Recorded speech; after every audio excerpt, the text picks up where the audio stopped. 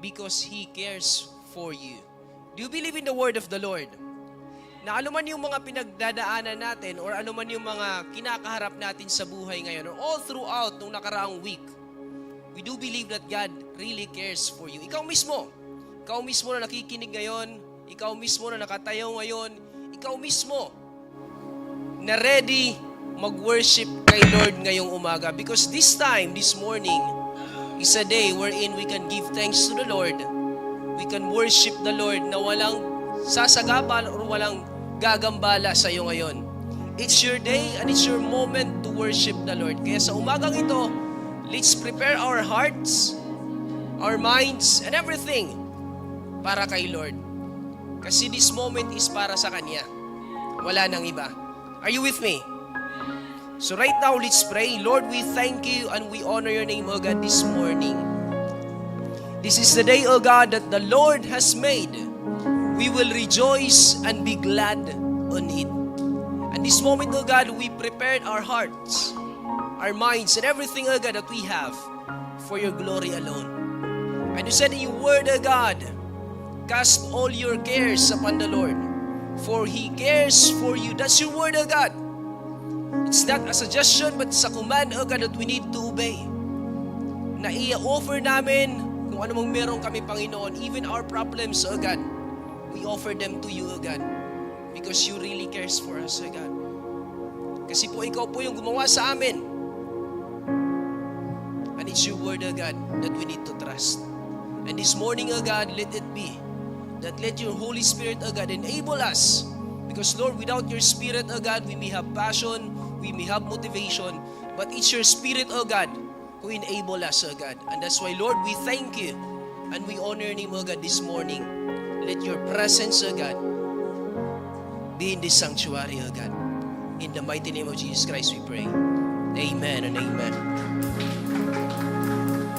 Hallelujah! Maing buntag ka natong tanan. Good morning.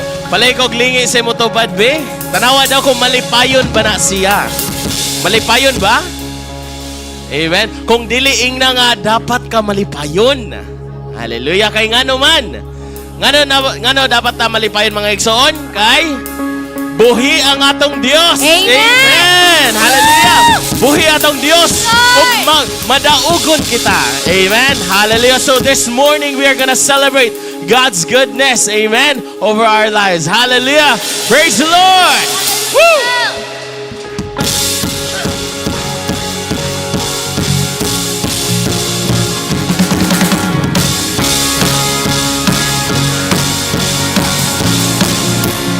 We worship you, Jesus. You are worthy to be praised, O God. Greatest day in history. Come on. That is beaten, you have rescued me. Sing it out. Jesus is alive. Yes. Sing it out, church. The empty cross, the empty grave. Life eternal, you have won the day. Shout it out! Jesus is alive. He's alive. And oh, happy day, happy day. You washed my sin away. Oh, happy day, happy day. I'll never be the same. Woo! Hallelujah!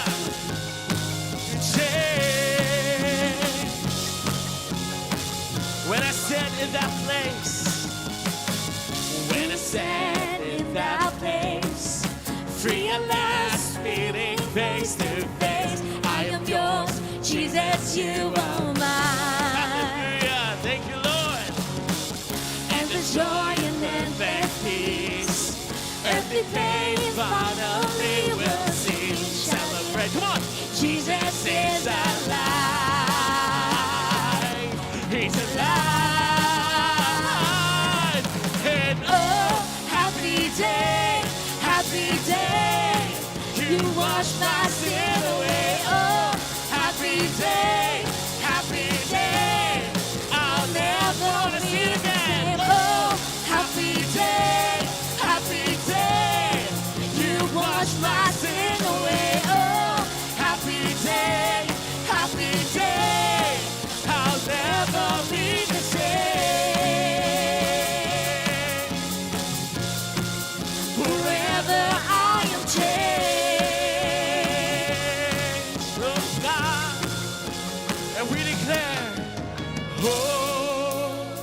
What a glorious day. What a glorious way that you have saved me. And oh, what a glorious day. What a glorious name. What name is that? Jesus. One more time. And oh, what a glorious day. What a glorious way that you have saved me. And oh, what a glorious day. What a glorious day. Shout it out. Jesus. In a happy day, you wash my sin away. Oh, Happy day, happy day. I'll never be the same. Oh, happy day, happy day. You wash my sin away. Oh, happy day, happy day. Be the same. Forever I am changed. Forever I am changed. Hallelujah. Forever I'm changed. Hallelujah, hallelujah, Jesus. Forever we are changed, and forever we will never be the same again. Hallelujah. Thank you, Jesus. Let us continue to be in the atmosphere of worship. Church, it is said in His word in John 16:33 that in this world you have troubles, you have struggles, but take heart because Jesus overcome the world. Amen. And let's take this opportunity to say to the person next to you that you too will overcome. Amen. Hallelujah. The death of the cross of Jesus signifies that the death of Jesus, that He has risen after 3 days, signifies that we too will rise up from the ashes of defeat. Amen. Hallelujah. So this place we will sing a praise of victory. We will sing victoriously. Amen. Amen. Hallelujah. Even the past few weeks, it might not be victorious for you. There might be a lot of failures, a lot of disappointments. But the word of the Lord says that you will overcome. And whether you believe it or not, you too and I will overcome. Hallelujah. So let's give a praise in this place, that this place echoes with worship, that the songs of the redeemed echoed in this place. Hallelujah. Forever we will sing, forever He will be glorified and magnified. Hallelujah, Jesus.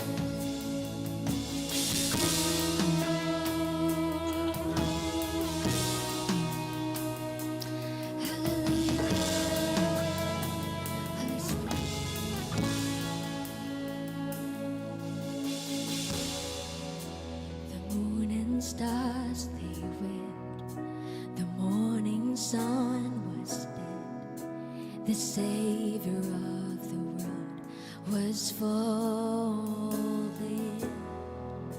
His body on the cross, His blood poured out for us, the weight of every curse upon Him.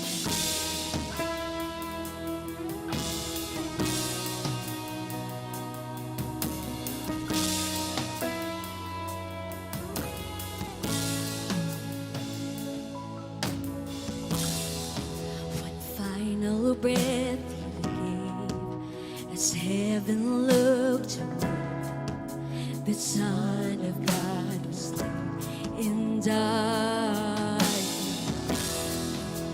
The battle in the grave, the war on death was waged, the power of hell forever broken. The ground began to shake, the stone was rolled away. His perfect love cannot be overcome. Yes, Lord. Now death, where is your sting? Our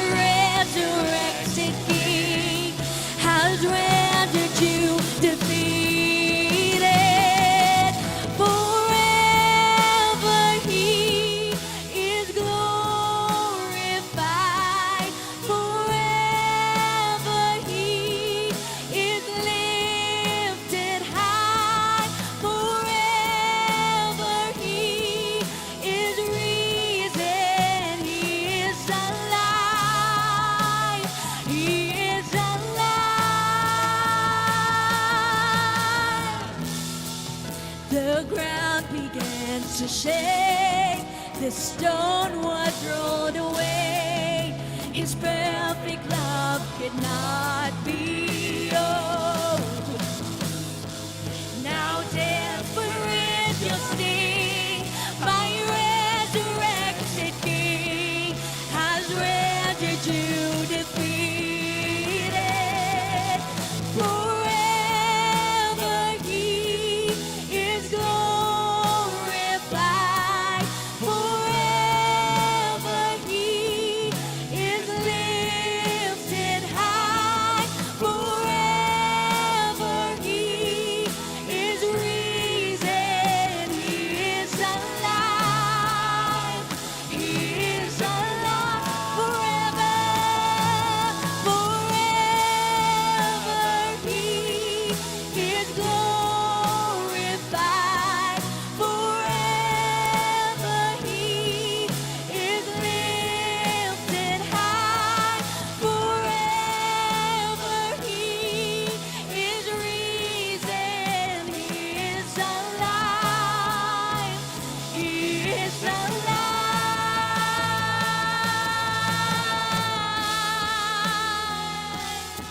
Thank you, Jesus. Thank you for the cross,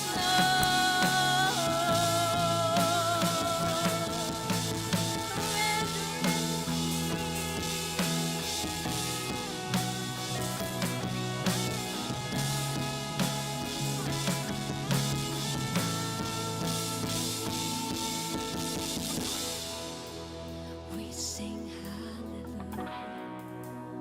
We sing hallelujah. We sing hallelujah. The Lamb is overcome. We sing hallelujah. We sing hallelujah. We sing hallelujah. We will sing Lamb is hallelujah. We sing hallelujah. We sing hallelujah. Hallelujah. The Lamb is overcome. We sing hallelujah. We sing hallelujah. We sing hallelujah. The Lamb is overcome. We sing hallelujah. We sing hallelujah. We sing hallelujah. The Lamb is overcome. Forever He is glorified. Forever He is lifted high. Forever He is risen. He is alive. He is alive. Forever He Glorified forever. is lifted high. Forever He is risen. He is alive. He is alive.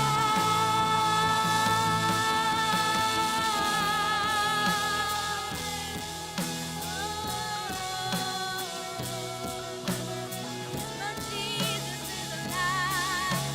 My Jesus is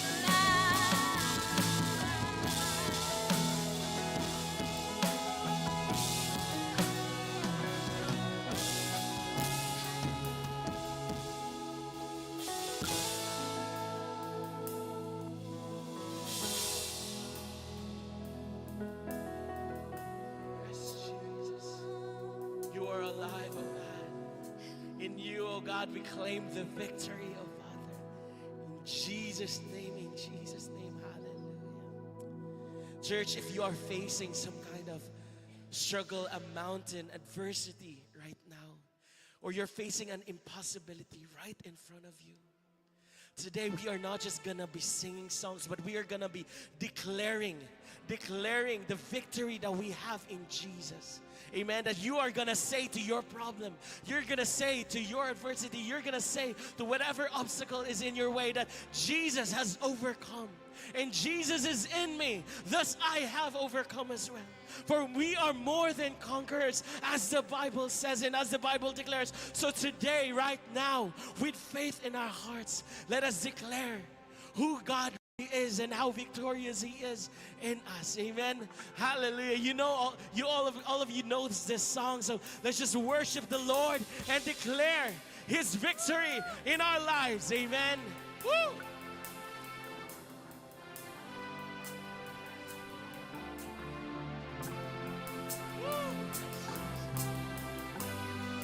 Come on, lift up a praise, a word of praise to the Lord right now. Come on, you remind the devil who God is. You remind Satan how victorious Jesus is. Come on, do that right now, wherever you're standing right now. Hallelujah. My God is bigger than you. My God is stronger, victorious. Woo! Hallelujah. Come on, help me sing. You were always fighting for us. Heaven's angels all around. Hallelujah. My delight is found in knowing that you wear the victor's crown. You're my help and my defender. You're my savior and my friend. By your grace I live and breathe to worship you. At the mention of your greatness, at the mention of your grace, in your name I will bow down. Yes, hallelujah. In your presence, Spirit. For you wear the victor's crown. Let your glory fill this temple. Let your power overflow. By your grace I live and breathe to worship you. Come on. Hallelujah.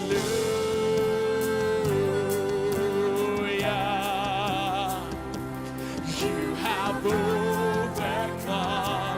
You have overcome. Hallelujah.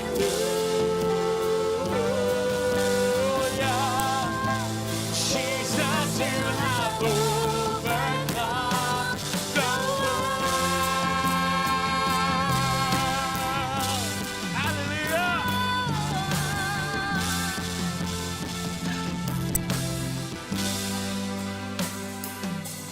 You are ever intercede. Yes, Lord. As the lost become the found. You can never be defeated. Amen. For you wear the victor's crown. You are Jesus, the Messiah. You're the hope of all the world. By your grace I live and breathe to worship you. Come on, everyone. Hallelujah.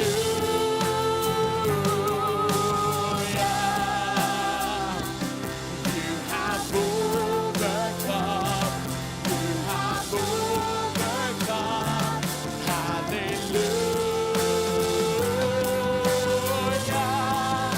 Jesus, you have overcome the world. Woo! Hallelujah. Yes, Jesus. Come on, declare by faith. Every hard thing must come down. Every stronghold shall be broken. You wear the victor's crown. You've overcome. You've overcome. Every hard thing must come down. Every stronghold shall be broken. You wear the victor's crown. You've overcome. You've overcome. Every hard thing must come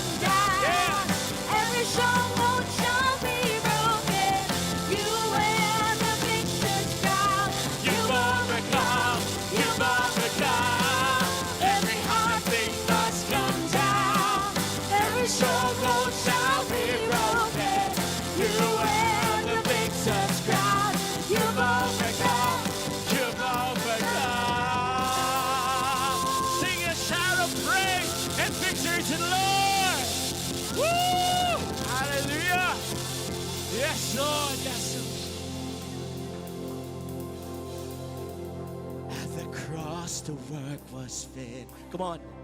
You were buried in the ground. But what? But the grave could not contain you. For you wear the victorious Yes! Yes, Lord! Not even death itself!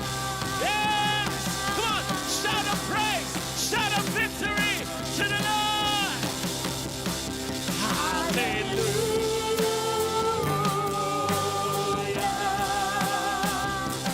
You have overcome. You have overcome. Hallelujah. Jesus, you have overcome. Every heartbeat must come down. Yes. Every stronghold shall be broken. You wear the victor's crown. You've overcome. You've overcome. Every heartbeat must come down. Every stronghold shall be broken. You wear the victor's crown. You've overcome. You've overcome. Every heartbeat. Come on, raise your voices. Every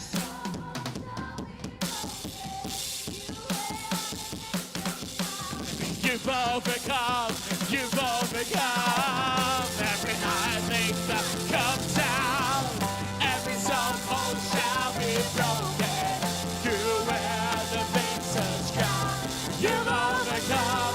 You've overcome. Every heartbeat must come down.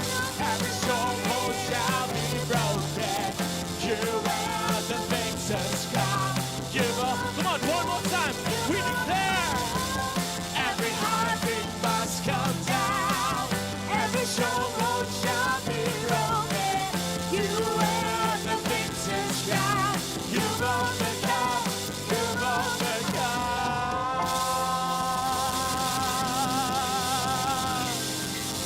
Yes, hallelujah. Come on, shout a praise of victory. Shout a praise to the Lord. Woo! Thank you, Jesus. Thank you, Lord God. Indeed, oh God, what you have done on the cross is no big, it's not just a little thing, oh God, but it is, oh Father, significance and a reminder, God, of our victory as well, oh God. Always lead us back to the cross, oh God. Thank you, Jesus. Thank you, Father. Thank you for your message and thank you for your revelation. We will always cry out and remind ourselves of your victory, Father. That, Lord, you in us, living in us and with us and through us, oh God, we claim it as well. In Jesus' mighty name, and everyone will shout, amen and amen. Praise the Lord.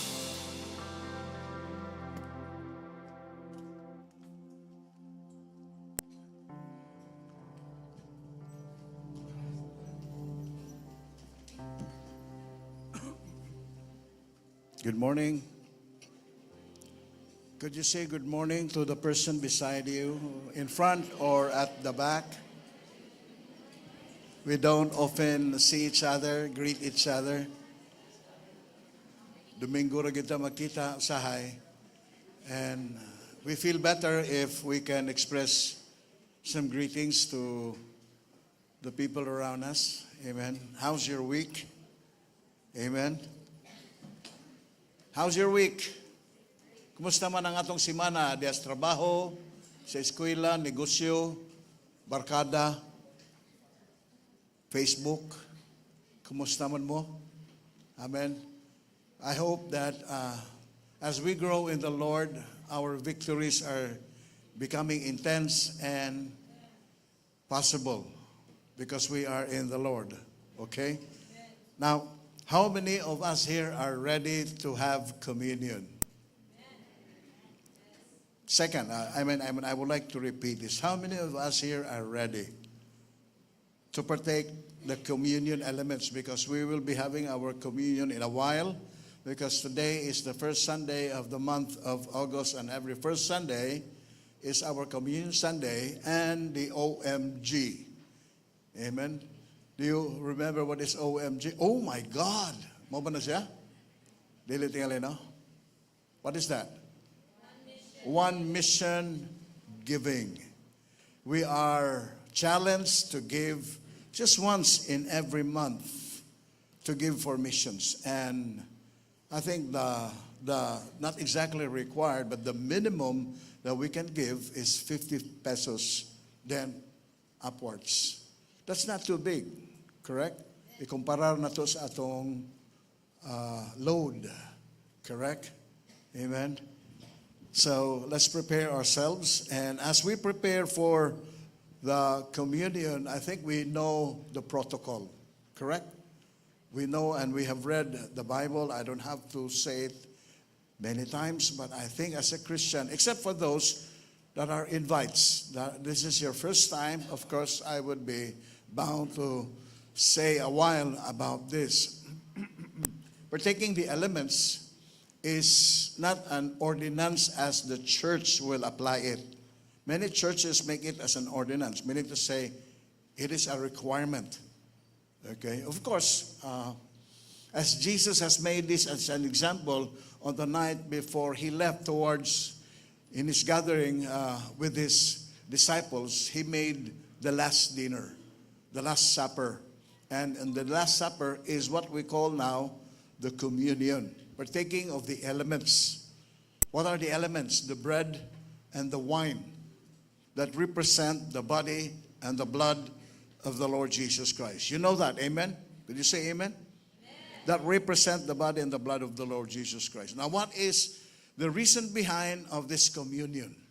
The Bible speaks, especially in 1 Corinthians chapter 11, that it is a reminder of what happened, why the body and the blood of the Lord Jesus Christ is given preference and importance.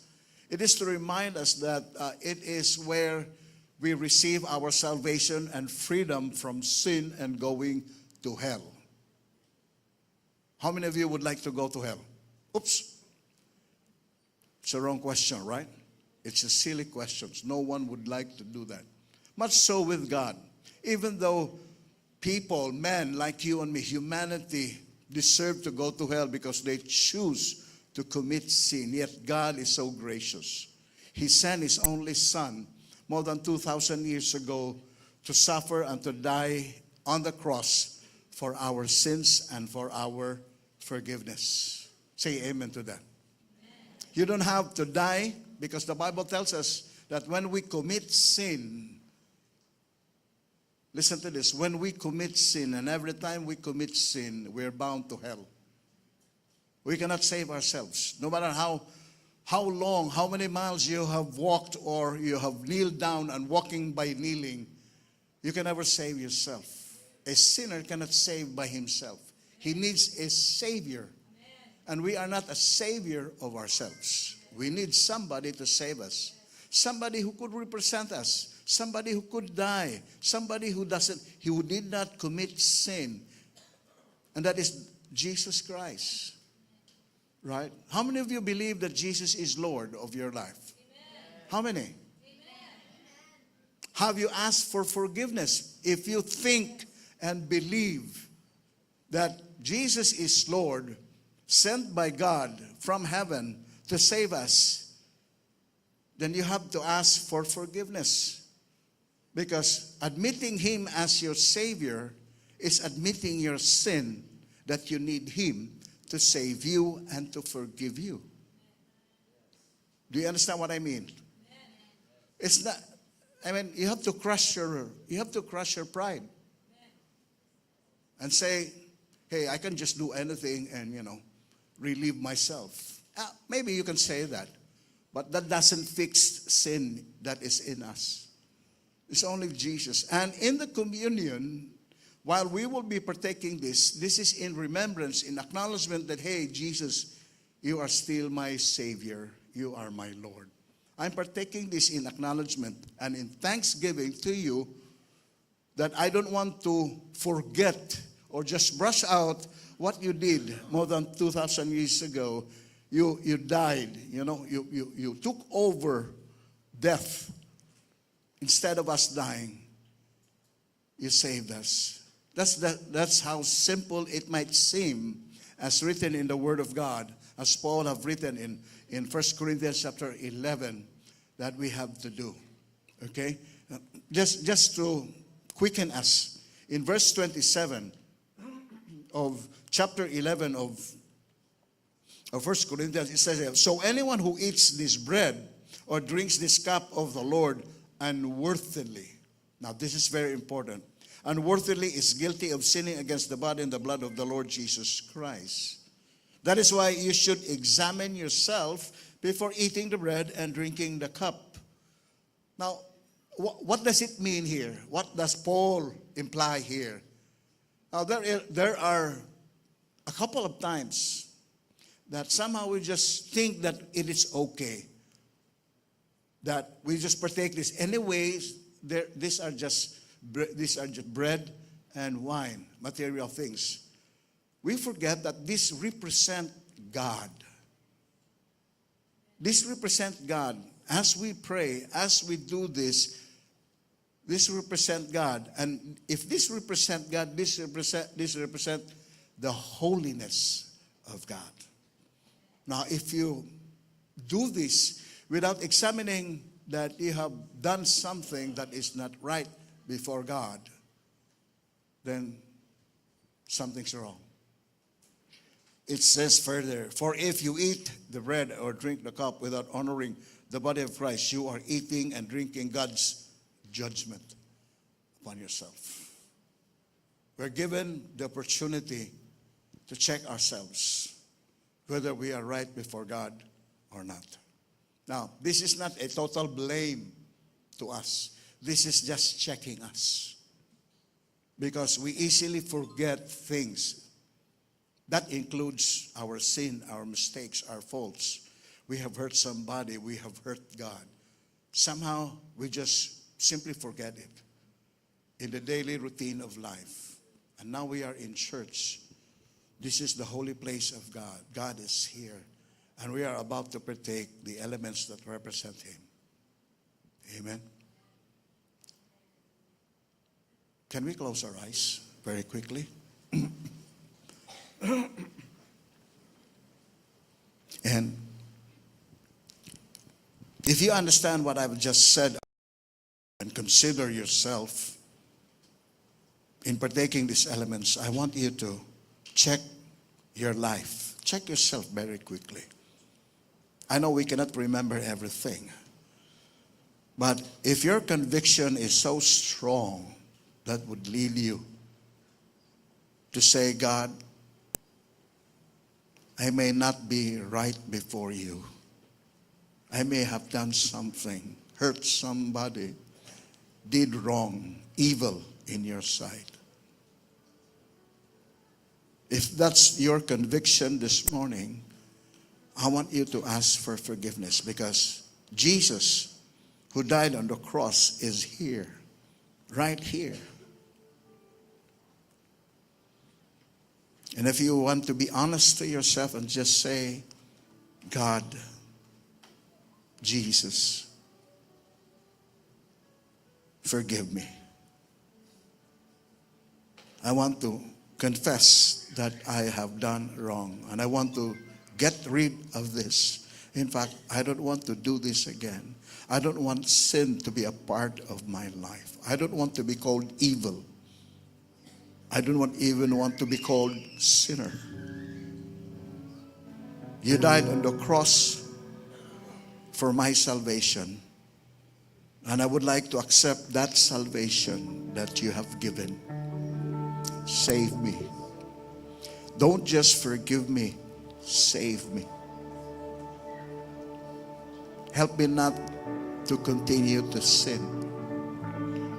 Make me to be right before you every day of my life. And I thank you by faith and in your word that I have confessed myself. I embrace Jesus as my Savior. And I thank you by faith for forgiving me. And as we partake these elements,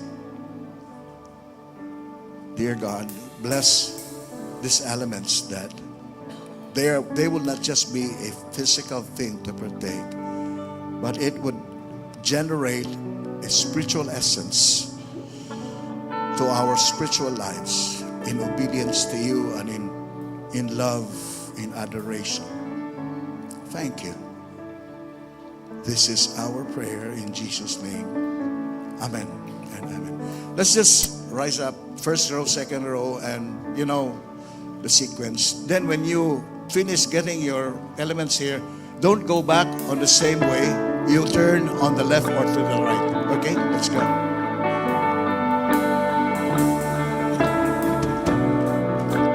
Savior, I come, quiet my soul.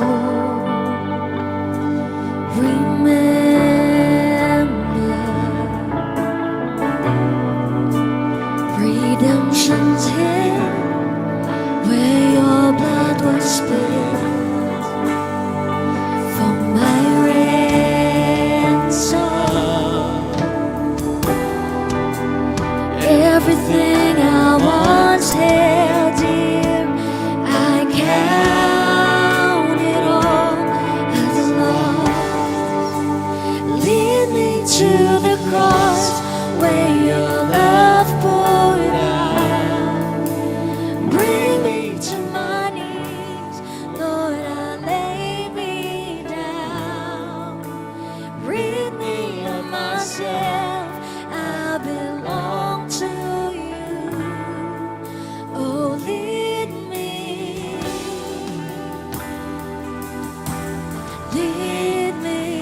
to the cross.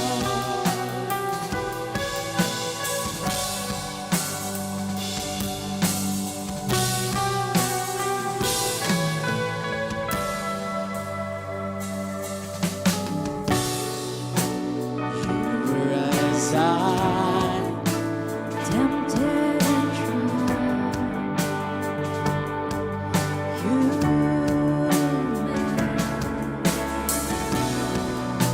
the Word became flesh, bore my sin and death. Now you're risen. Everything I once held dear, I count it all as lost. Lead me to the cross where your love poured out. Bring me to my knees, Lord, I lay me down. Rid me of myself, I belong to you. Oh, lead me to the cross,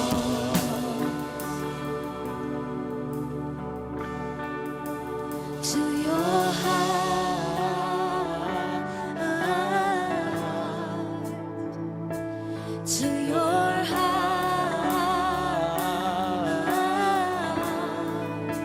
Lead me to your heart.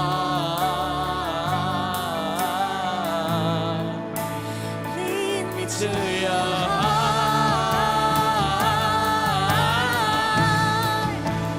Lead me to the cross where your love poured out.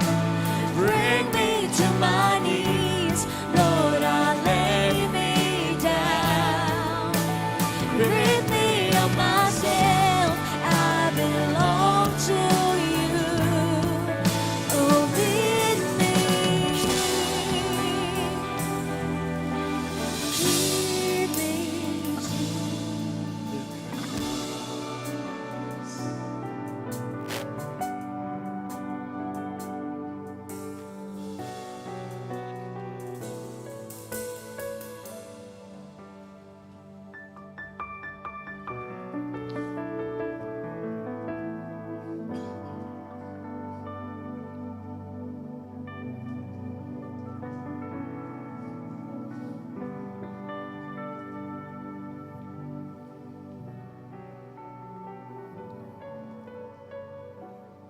Nanantanan.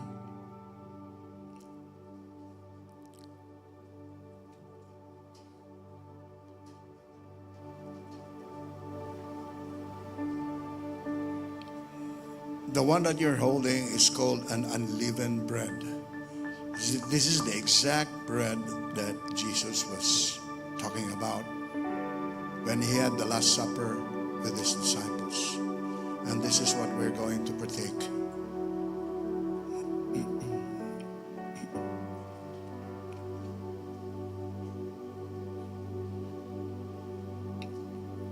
Okay?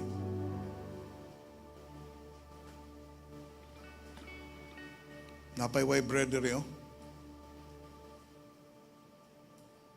Wala ninyo kuha ig bread ya. Mimi napay walay bread diri do ka buok.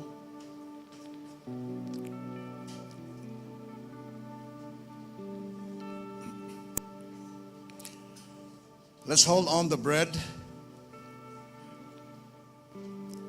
On the night when Jesus was betrayed, he took bread and gave thanks to God for it. And he broke it in pieces and said, "This is my body which is given for you. Do this in remembrance of me." Let's all partake together.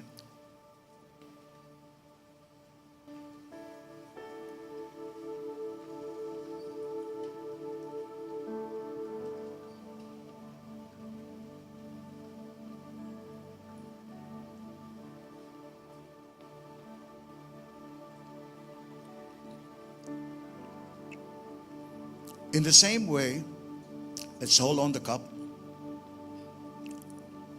In the same way, he took the cup of wine after supper, saying, "This cup is the new covenant between God and his people, an agreement confirmed with my blood. Do this in remembrance of me as often as you drink it." Let's all drink together.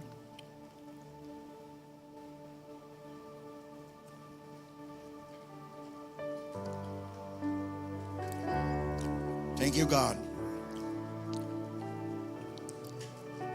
If you have a whisper to God about what you have just partaken, just do it.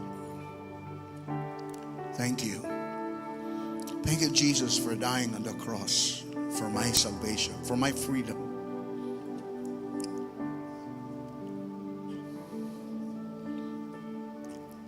I don't have to suffer. All I need to do is to believe. And I thank you for recognizing my faith towards you, God. And this communion is my remembrance. It is my thanksgiving that you are my Lord, my Savior, my God, my everything. I covet your blessings, Lord, out of this communion. Lay hands over me, God. And I pray that your Spirit would move wonderfully, sweetly, and powerfully over me. And even in our service as we proceed and go on, as we listen to your word also, in Jesus' name, amen. You can take your seats, and this is disposable. You can keep it.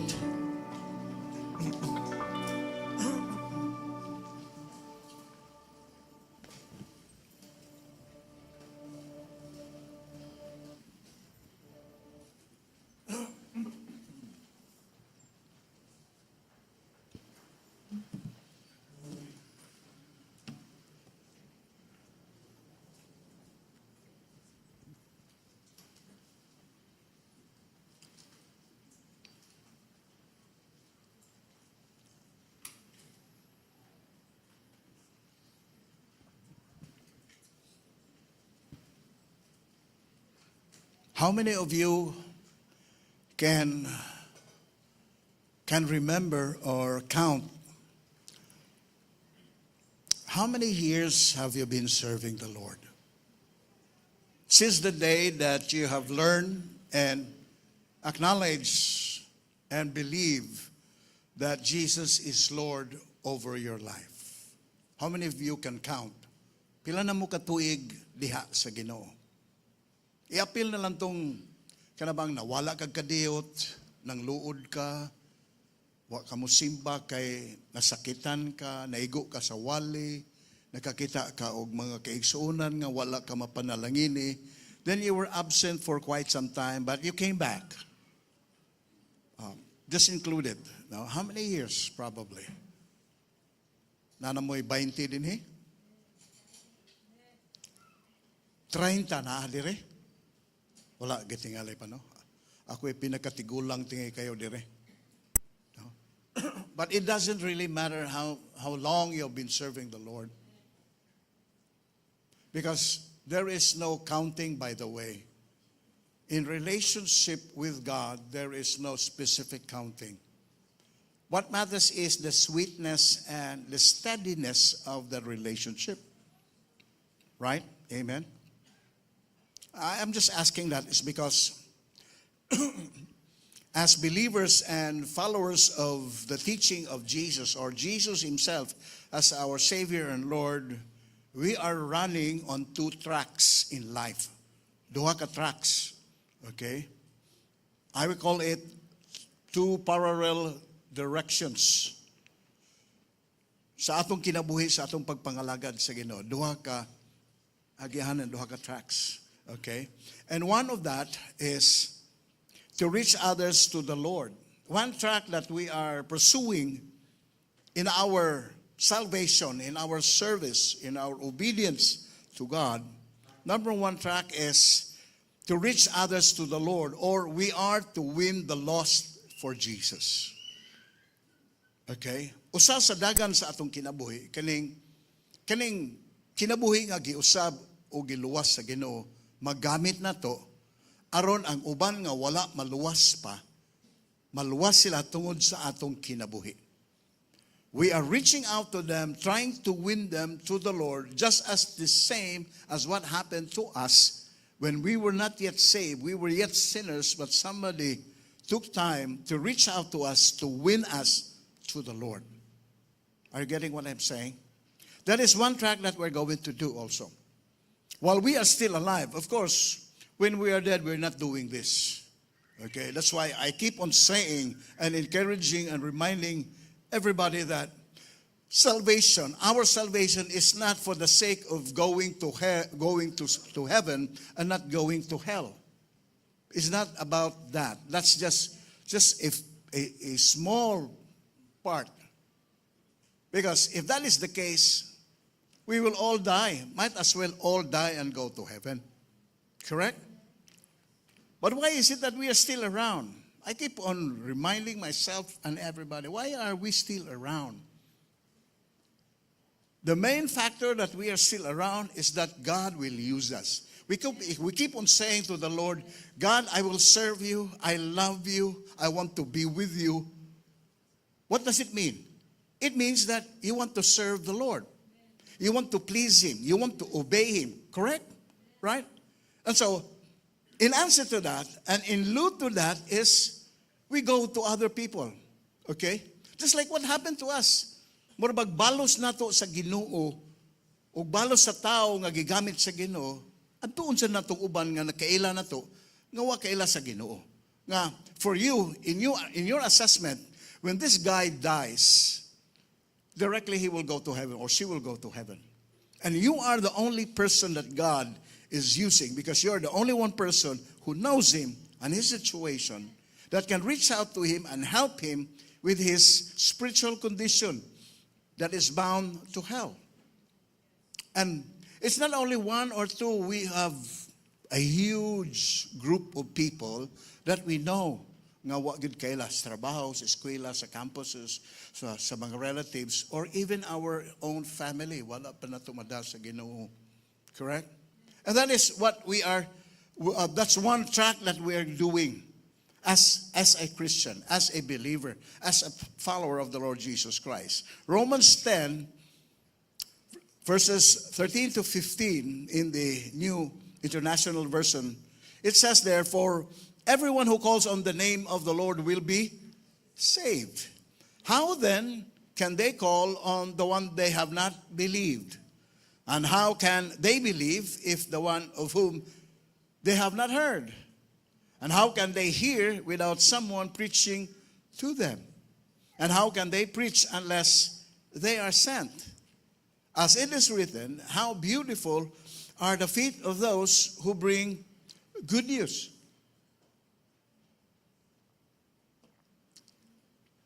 Let me quickly, I'll try as much as possible. It says there, everyone, tanan, no exception, everyone who calls on the name of the Lord will be saved. Okay, saved there is a past tense word, meaning to say, salvation was already given long time ago. It's a matter of accepting nga nagkinahanglan tag kaluwasan. Now, the point here is, God is not forcing people. Okay? People are given the choice whether they need salvation, they need a Savior, they need help or not. That's why he said, Satanan, and that includes everybody, all of us. Thank God for you and me. We have responded to this well and good, correct? On the call, we called the name of the Lord and salvation came to us, correct? Now, but the narrative here that Paul is trying to imply and emphasize is, yes, we need to call on the name of the Lord, but how can they call to the one whom they have not believed? Sakto. People cannot call to those, who cannot call sa usa nga angayng tawgon nga makahatag og kaluwasan, kuha sila kaila. Correct? Right? And it further says, how can they believe in the one on whom they have not heard? Sequence of the narrative that Paul is trying to emphasize is one step at a time. Okay? Sige, patuhoon minimo, patawgon minimo, pero unsaon man mo pagtawag, wa man maghiba o kinsa man ning among tawgon. Hatagan sa among pagtuo. Unya og naay pagtuo. Kinsa wa man may kadungog nabay ni sulti namo nga amo ning tuhuan. Right? And it says further, and how can they hear without someone preaching to them? Kinahanglan naagi mo wali. Tuo ba mo wali? Kinahanglan mo tuo gid ani mga igsoon kay it calls our attention. Because we are the ones who receive salvation, and we are the very ones that would share and preach what we have received. The call that we did gave us the assurance of salvation. And because of that, it's not really required. It is a challenge to obey that we have to preach. Amen? And not only preach, it says further that how can they preach unless they are sent? Nahibaw ka, nagsimba ka, kibaw kag unsay isulti, pero wa ka mulakaw. Walay pulos. Amen? We are in the church week after week. That's why, if you remember, right at the start, when I came here in front, I said, how was your week? Mo ginay akong protocol mga igsoon. How was my week? What happened to me last week? Was I able to share the word of God? Was I able to convince? Was I able to connect people to God? Was I able to help people change their lives? Commit their lives to the Lord? Kay sayang ang akong kaluwasan sa niaging simana nga walay gamit. I keep on asking for God's blessing, for God's benefits, for God's joy and protection, and yet, on my part, I am not doing what God wants us to do.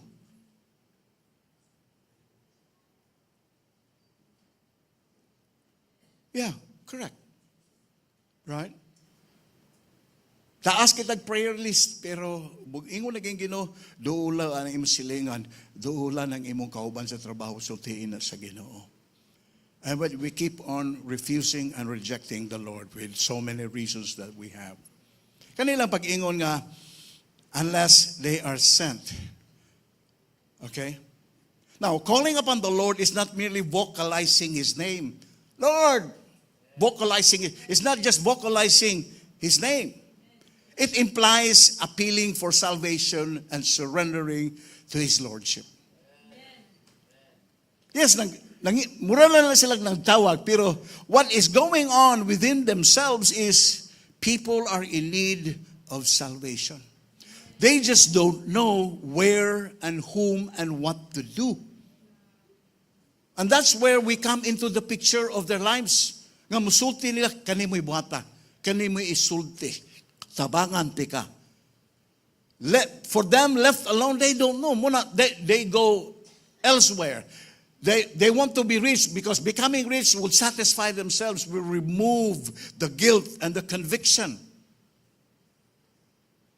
But as we all know, dili man makakuha ang daghag kwarta, daghag butang, famous, higher ups in your ladder of career. Dili man na siya. We all know that. In fact, many people who have reached that pinnacle of their life even hang themselves, kill themselves, suicide themselves.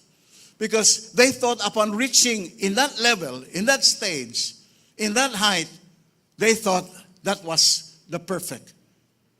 But no. Dili. And so, this call is a call for helplessness. They are helpless. They need help. Okay? They need salvation. In fact, the root meaning of the word call is to call upon, to invoke, to appeal. A sound of desperation and hopelessness. If you're familiar with Matthew chapter 9, verses 35 to 38 there, it says there that Jesus was visiting places and villages, preaching and healing because the people were helpless and harassed like a sheep without a shepherd. Nakinanglan sila. Of course, if you ask them, they will not even know that they are in that condition. They would simply say, well, I'm okay. But deep within there is a deep cry, help me. Tungod sa garbo ug kauaw di sila ana. What they would like to present is, I'm successful with my career. I'm good with my family. I'm good with my business. But with their spiritual condition, which is the most important thing, they cannot say it. That's where we come into the picture. We share the word. We preach the word. And we are all capable of doing that. Right? Sunday after Sunday, or even during the weekdays, we attend. We suck up all the word, all the knowledge, all the information, all the truth of the word of God. It's in our hearts. We are ready for that to share to them. We're ready to that. Your testimony, in fact, is a very strong evidence to convince them. To convince them. The only thing is, you have to get rid of your shame and fear and shyness. Mo na imong i-overcome. And ask the Lord for boldness to share the word of God. Amen. And don't forget, you have to go. People are asking, why I have to go? Because most of these people are not found in the church. Tuan ni sila sa sabungan. Tuan ni sila sa mall. Tuan ni sa sinihan. Tuan ni sa beach. Tuan ni sa sugalan. Right? Just like you and me before. Sunday, wala. Tulog tingay sa buntag. Or nang laba. Paghapon, mall. Kaon. Nothing happened with the spiritual life. They have enjoyed the world. When they die, they still go to hell. Correct? That's why we have to go. Because they're not here. Naba diha, imong tupad. Mutana na diha. Wala na sila diri. Just like you and me. We don't like to go to church. Pag ingog simba ta, una lang. Sa orasa, nagsimba, waparon. Wala paron. Unya, nagsimba nas tumoy. Tuwagis tumoy. Kamu diyang nas tumoy. Okay na. Nas tumoy, kay nga naman, nighuman yun, sibat na yun. Muy pinakaiwit, muy pinakauna. What does it mean? They don't love church. They don't love God. You cannot blame them because that's who they are. That's who they are. They are dead in the Lord. They're dead. They don't really like God. Si Mana Santa ra tingali ganahan na sila. Nga mo bisita og 7 ka simbahan or 14 ka simbahan ar mangay pasaylo sa Ginoo. Oh, ana niya magpalansan sa cross niya stainless. Okay, basig tayaon. Amen. We have to go. Amen. You understand that? Now, there's a beauty here that is mentioned. How beautiful are the feet of those who bring good news. The feet are considered beautiful because what? They walk even when it is flooding. They walk even when streets are hot. Even when it is raining. When they walk when there are no available PUG, PUB, habal-habal taxi. They're willing to walk. May gali na pa kay tiil. Kadtong walay tiil. Di na gito kalakaw. Ikaw makalakaw nga di man ta mo lakaw. Hello, you're staring at me. Huh? Right? They are called by God beautiful because the purpose for the feet is to go, is to walk. Og magbaha, taga diri ra man kahana sa imong sir dire, wa man kana bulapa sa imong karsonis sa imong shorts diha. Makalakaw pa man ka. You go. Amen? Murag di mo ganan sa akong gipaminaw, no? But they are very beautiful, okay? Pangutan ko no ng imong kauban diha, imong tupad diha nga, beautiful ba na imong feet? Ina ko no diha, beautiful ba? Ya, lilia, nagsapatos ba? Wa? Okay. They should be beautiful. Amen? Why? God only acknowledges the beauty of the feet if they purposely walk and fulfill what God has said them to do. Amen? This is what we call the Great Commission Jesus commanded us to do and fulfill. To reach others for the Lord. And to reach others for the Lord may mean to help people not just for having salvation or having a Savior, but also to minister to their social and other needs. Nakabantay mo sa tao, ang tao maminaw na nimo, mawali ka, mo share ka, maminaw na nimo. Kung imo siyang hatagag pagtagad, nga naa sa kay concern sa iyang panginahanglanon, sa pagkaon, sa iyang condition, sa iyang, you need whatever. Dili kayo makapaminaw ang tao og gutmun. Hello? That's true. And the way we minister and approach and go to these people is not about their salvation and their spiritual disaster. No, it's also about their present condition, social needs. Amen. Now, if you are still struggling with this area, I want you to pray to the Lord to provide to you so that you can help. If you really have a heart, a generous heart, having whatever you have is not a question. A question is the heart, if you really want to help. Ang ato manggudini is a holistic approach of helping people. Not just their spiritual condition, but also their physical, social, emotional, relational needs. We can help them. Kaya ug imo sa nang matap diha, sayon, I mean, it's not just easy, but it would just be, flowing, madali ra nimo madala sa Ginoo. Kay mo man ay ilang priority. Dili man na nila ingon priority gyud ang spiritual. Though it is a priority instead, but yet they don't recognize it. Ang ilang gikinahanglan, wa sila kwarta. Nakay pliti diha. Nakay burger diha. Pagka nasa gabi, maminaw ko nimo. Right? Now, if you have the desire to reach out to people, God will provide. I'm sure with that. Okay? And we should all be involved in this in some form, in any whatever manner. That's why next week, make it a point that you can win, you can connect, you can bring somebody to the Lord. Amen? You count people that you can bring. Correct? Amen? Promise? Sure ka? Amen? Okay. Lord, you have seen them. Now, the second track that I'm mentioning, or the second direction that we are going to, the same as we win people to the Lord, is our spiritual walk with the Lord in the area of our spiritual growth. Now, this is very foundational because without this, doing the first thing might come difficult. Might come very difficult. What does that mean? What do I mean by this? Our spiritual walk with the Lord in the area of spiritual growth. Walking with the Lord is walking in our relationship with God or with the Holy Spirit. Every time the Bible speaks of walking, it means relationship.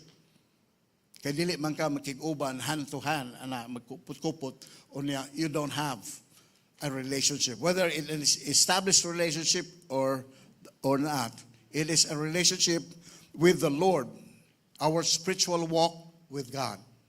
Amen. Kumusta man ang inyong walk sa Ginoo, sa inyong relasyon sa Ginoo? That's what is, well, I would like to emphasize. Now, in any relationship,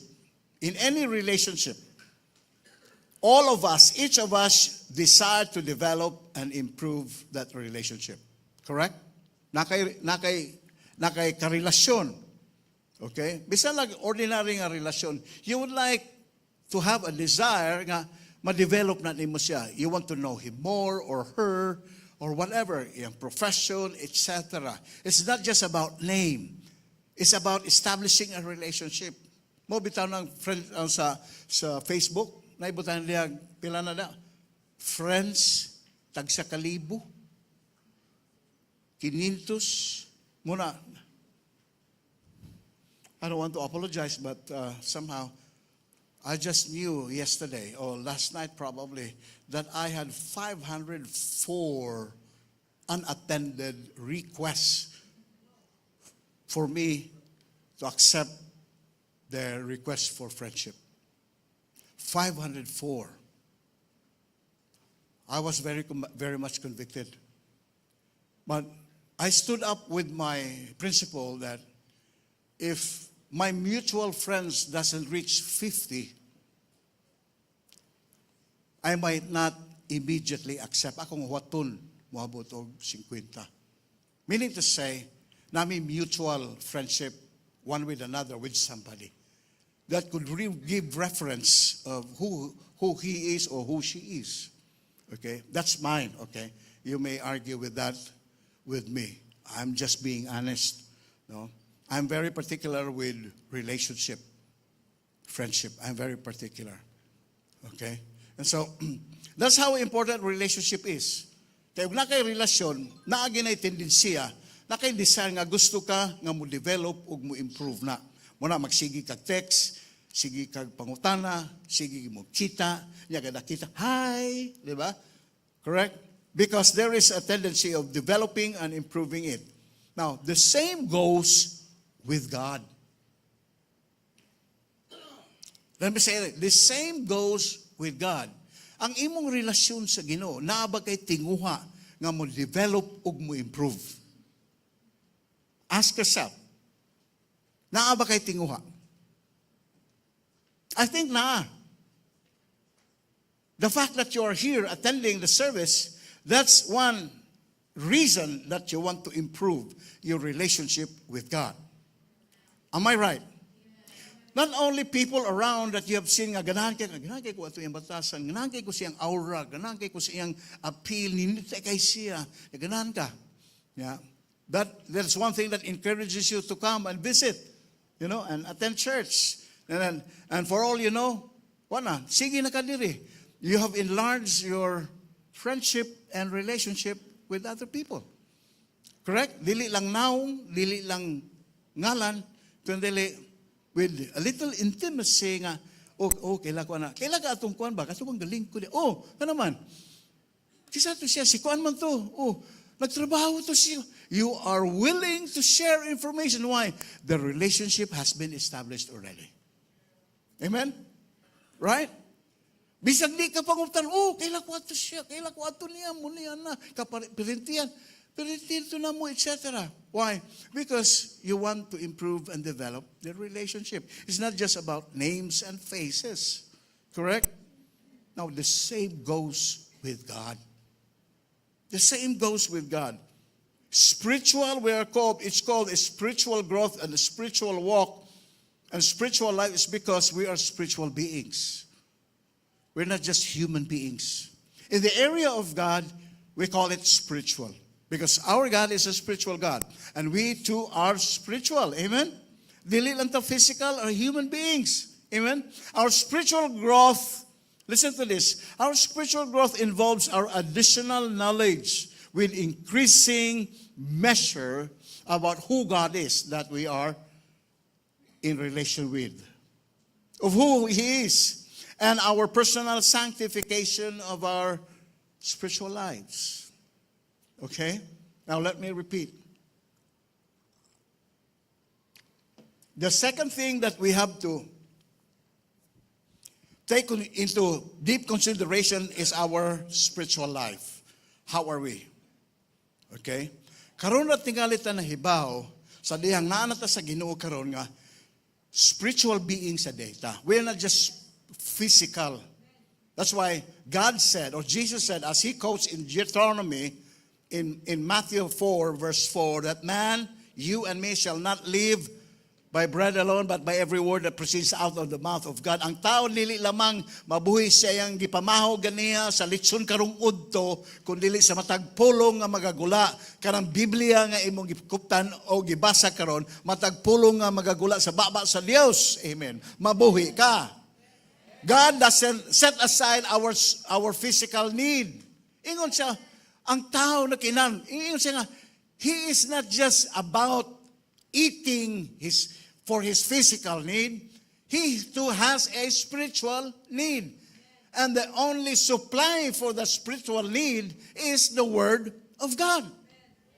That's why you have a Bible. That's why you do devotions. That's why you read. That's why you study. That's why you meditate the Word. Kay imong pakanon ang pulong sa Dios. Imong pakanon, di ba? Ang pulong sa Dios sa imong kinabuhi. Are you doing that? Naku, isa ka, membro ba? Di ba, pastor, atong kanuni?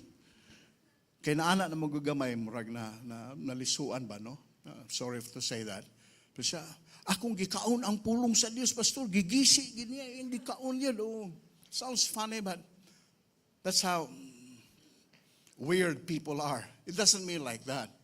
It's the reading, in the understanding, and it's allowing to speak to us the truth of the Word of God that would change us, allow us to grow, develop, improve ourselves. Amen? Kay sayang magud kayo, if you know this, if you remember, naluwas ka. Amen? Kasi naluwas dire? Kamu dito Leo? Amen. Naluwas ng tanan. Amen? Walay pagduha-duha, ha? Amen. Okay. Naluwas ta. Amen? Unsa may giluwas nato? Ang atong lawas? Ang atong kalag. Kay mo man ni mutagbo sa Ginoo, ning adto na to sa langit, it will go back to ashes. Amen? Right?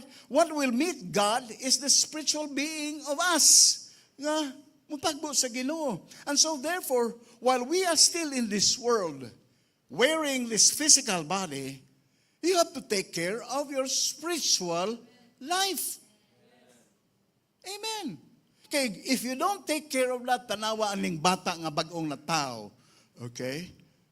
Tanan tao, tibok kalibutan mo yun, ay, kasweet, kanina to, ang ilong liwat, kay nimo, ang aping, puwa kay tanan, no? Oh, na double chin yun, nindot. Everybody likes a baby, correct? Nakakaon na nila, nakainom na ni gatas, ang diaper, nakaigit na nila, sam na nimo, anak siya. We all take care of the baby, right? Without even asking ourselves to think about the baby. Much more with the parents, correct? Kung ang tao na tao diha sa Ginoo, ato lang ingnon, balik sunod Domingo, ha? Kadawat na ka ni Jesus, sige, balik sunod Domingo, ha? Okay? Nya, ampo, ha? Imo ba na yung pasagdan? Hello. We as responsible people who knows that there are people that are saved, that are still newborn in the Lord, we take care of them like a baby. Kinindot man sila, magsisig, wah, muha, muha, magsisig, gutom, dawa. Magsisig sila gana. So we need to supply them. Amen? Are we doing that? Munang, atong i-follow up, atong i-consolidate, atong bisitaan, atong textan, atong tawgon. Nga naman, kumusta naman ka diha? Amen? That's our mindset. That's how we take ourselves responsible to this kind of people. Amen? Our spiritual growth involves our additional knowledge. Additional knowledge with increasing measure. Kailangan madugagan ang atong kahibalo sa kamatuoran o sa pulong sa Dios. Amen? How many of you here have the desire you need to grow? There are more things to be added in knowing the Word of God. Now, this is what I have observed. No, this might be very argumentative, but this is what I observed. Because I was challenged with this. Kanaging makaabot na gali ka sa level na gali nga, murag, nahibaw na ka, nakabasa na ka, nakadungog na ka. There is always a greater tendency that you would stop there. Nga naman, yourself will tell you, okay na ka, labaw pa ka sa uban. And you begin to plateau yourself. Plateau, dili, platito ha, plateau yourself. Amen. You understand what I mean by plateau? Kana bang ang og vital signs pa na vital signs di ba? Di ba? Ang vital signs ron sa inga ng plateau di ba? Patay. Di ba? Patay naman ang inga plateau man. Right? Sorry to say that, but that is the evidence of a vital sign. Daghan kay mga Christian karon. Dili na sila mubasa, wala na sila kauhaw, wala na sila kagana sa pulong sa Ginoo. They do it for the sake of just doing it. Without the hunger, without the, the thriving of intimacy, of knowing more of who God is. Wala na siya. And that is the main reason why I'm sharing this. It's because this is what I've experienced. This is what I've experienced. Have I gained knowledge? O nagbasa man ko sa pulong sa Ginoo, naama ko'y nakuha. Or ako lang ang gibasa for the sake of just reading it. Just to satisfy my conviction nga, oy, nakabasa na ka, okay na kay ka. There are many people like that. Mo satisfy lang, mo justify lang sa mga iyang conviction nga, ay, nakabasa na ka. But without gaining or receiving more of God. That's why I said increasing measure. Magka-increase yun siya. Because you can never fathom God. You cannot level God. God is beyond. If you think you know God, you're wrong. Because that's the thing that would stop you, hinder you from growing in the Lord. Take care of your hunger. Take care of your thirst. Take care of your longing for more of God. Just like in Psalms 42 verse 1, as the deer pants on the water, so my soul longs after you. David said, if the deer pants for the water because the deer longs and needs the water for sustenance and life, so my soul longs for you and after you. Wa siya magpalupig sa mananap.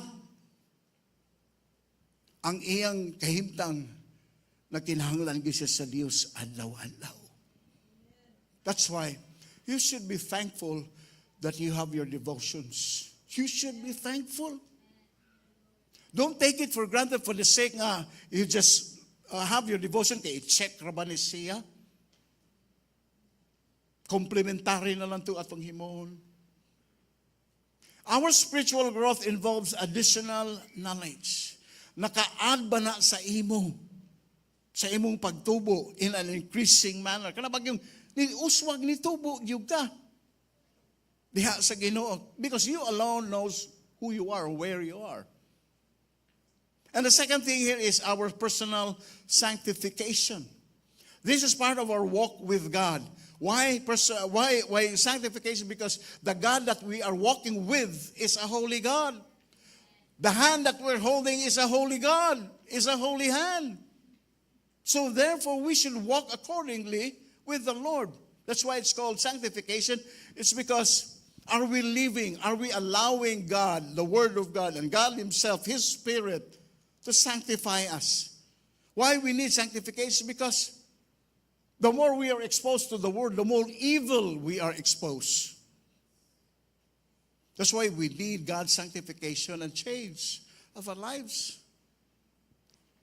Iyan na lang inyong buhaton. Ako ni suggestion, strong ni akong suggestion. Every time you have the opportunity to sit down, to attend services, or in prayer, or in cell group, or reading the Bible, don't take it for granted just for the sake you're doing it. You have to say, God, what is this for me? Karon, bisan karon, what is this for me, God? Kaning akong pagsimba karon, because if you don't do that, when you go home, mayong ka, pareha raman na ito Domingo, more gapoy na hitabo. Of course, the same thing happens. The same songs probably will be sung every now and then. The same faces, the same seats, the same place, the same coolness of the aircon. But what makes the difference is God and you. It's God and you. And God doesn't come here and prepare something that you don't like. That will not make a difference of you. God doesn't come here empty-handed. He knows every need and situation that we are into of our lives. And He knows what's for us. Now, dili ta discerning, ana, ni Pauli, ni mo, maingon yung kag, parehara, mora gihapon. And the next thing that would happen, sorry to say this, mamantay na tas mga tao. Di na ta mo bantay sa Ginoo.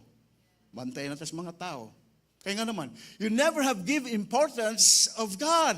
Why is it that you're here? It's because of my relationship with God. Dili man tungod ni pastor, dili man tungod kay Domingo, dili tungod kay Alas 9, dili tungod kay naa ko involvement sa ministry. It's because of God.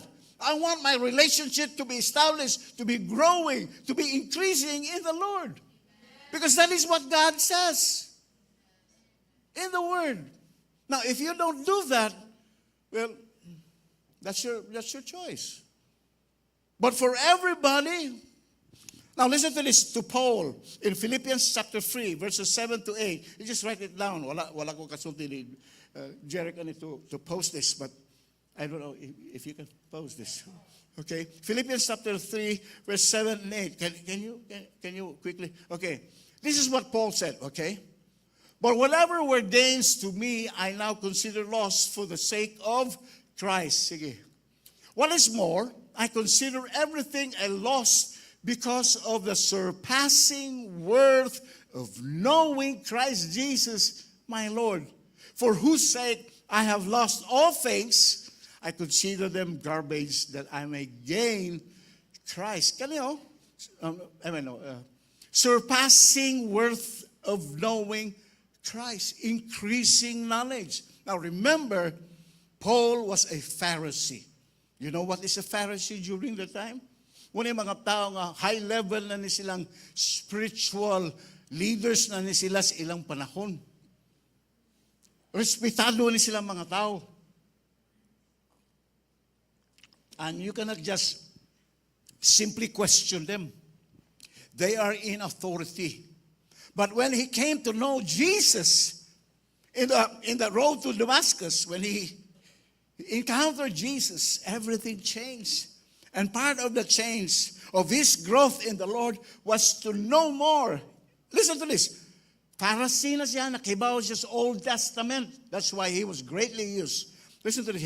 That's why he was greatly used by God in the New Testament. How many books and epistles he wrote because of his background.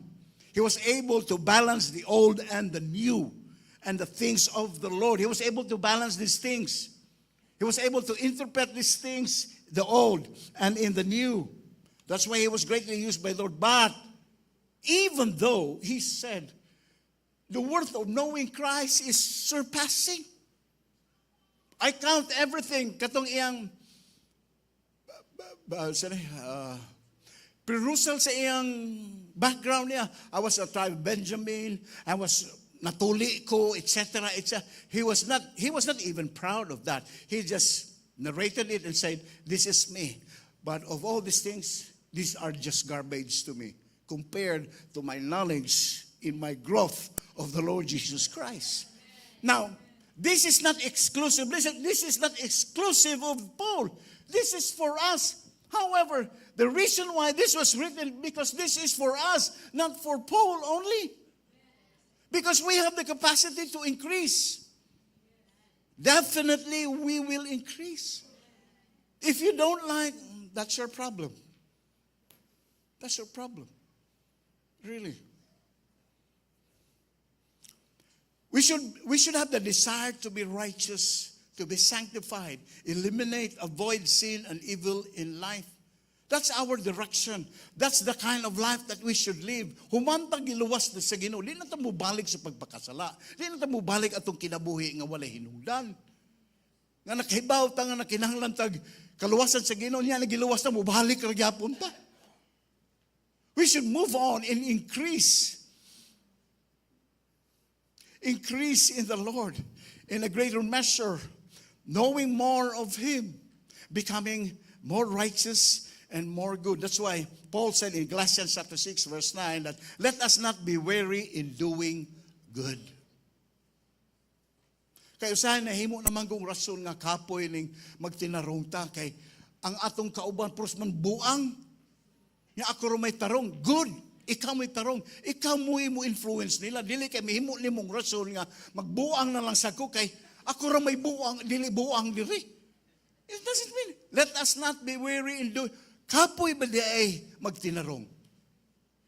O sayon kayo o magbinuang? Kamu rin mo ka-judge na. Sayon ra ba kayo magbinuang, mag-green jokes, magbugal-bugal, magbinuang, whatever. Is it easy for us? Now that you are in the Lord? That's why increasingly we should know, we should learn, we should grow so that ang katong sayon sa una nga binuang dili na sayon. You are taking away these things. You are embracing now the life of God. Doing good is a happy time. Yes, I will do that. Amen. Ingana ba ang imong dagan sa imong kinabuhi? Igsuon. Dapat. Ang lili ka magkanunay struggle o aray ba ko diri? Mura kag mag-chat-cha gali kita ka ba mag-chat-cha?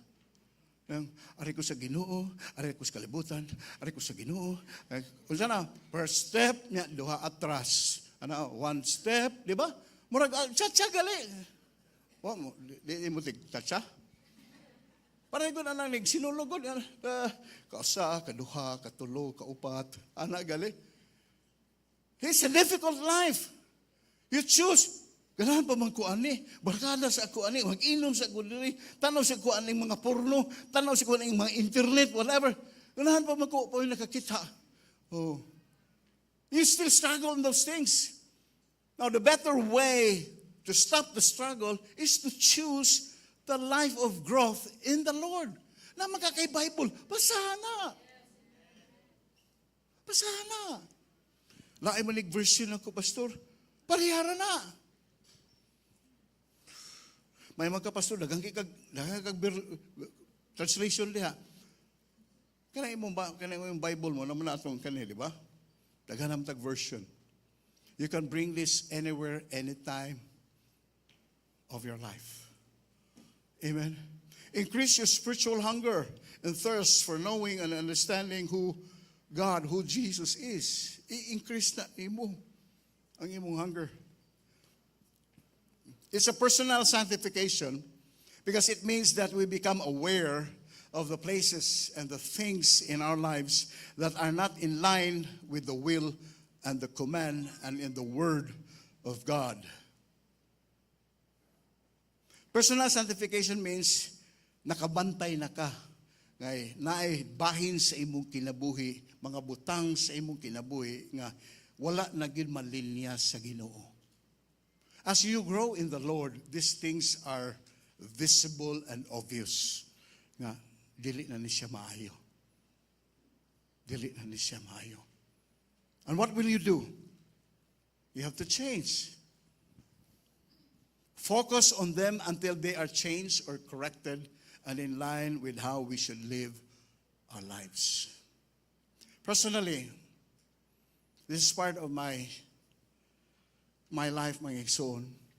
And this, I've noticed in these past days, weeks, and probably months already, that I am becoming more and more aware of the soft spots of my life. Soft spots, in the area of my character and conduct, in the area of my attitude and integrity. Soft spots means weaknesses nako. Mga butang nga sala nga ako gyapong gi-entertain sa akong kinabuhi.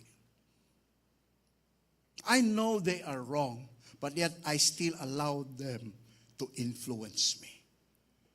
And it has enlarged my weaknesses in the area of character and conduct, attitude and integrity of my life. Places where it seems that I would say, hey, you're not perfect. You're human. You're imperfect. And so, what? I justify my failures. Tungod kay, tao raman ko, whenever I fall or I fail, I immediately justify myself. Say, tao raman ka. Dili man ka Ginoo, dili man ka kinsa. You're just human. You're imperfect. And so, I justify my failures and somehow many times become disappointed. Which is very true. Disappointed kay ko. Gusto ko niya, hagbong gyapon ko, mangayon na sa kong pasaylo sa Ginoo. Maningkamot na sa ko sa Ginoo. Hagbong na sa ko, I get disappointed from one disappointment. I'm overwhelmed with disappointments. And I'm saying you, this has been days and weeks and months that is ongoing in my life. I don't even know what to do anymore. I keep on crying in the Lord of all these things. And what's worse is, I don't do much to correct them. I don't do much to correct them. Kibaw ko sa iyo. Kibaw kong dili maayo. Pero wa sa ko'y gihimo nga mausab. Mo justify na hinuon ko nga tao raman ko. Siya bitaw, sila bitaw. Di kayo na sila pastor. I keep on doing that, justifying myself. But on the other hand, I never made some effort to correct them or to change them. That's why it's so important to me, this thing called spiritual walk with God. How many years? Remember, I've asked you, how many years have you been in the Lord? For many so long years that I've been serving the Lord and in the ministry, who am I now? What am I made of now of God? Of the life that God has given in my life.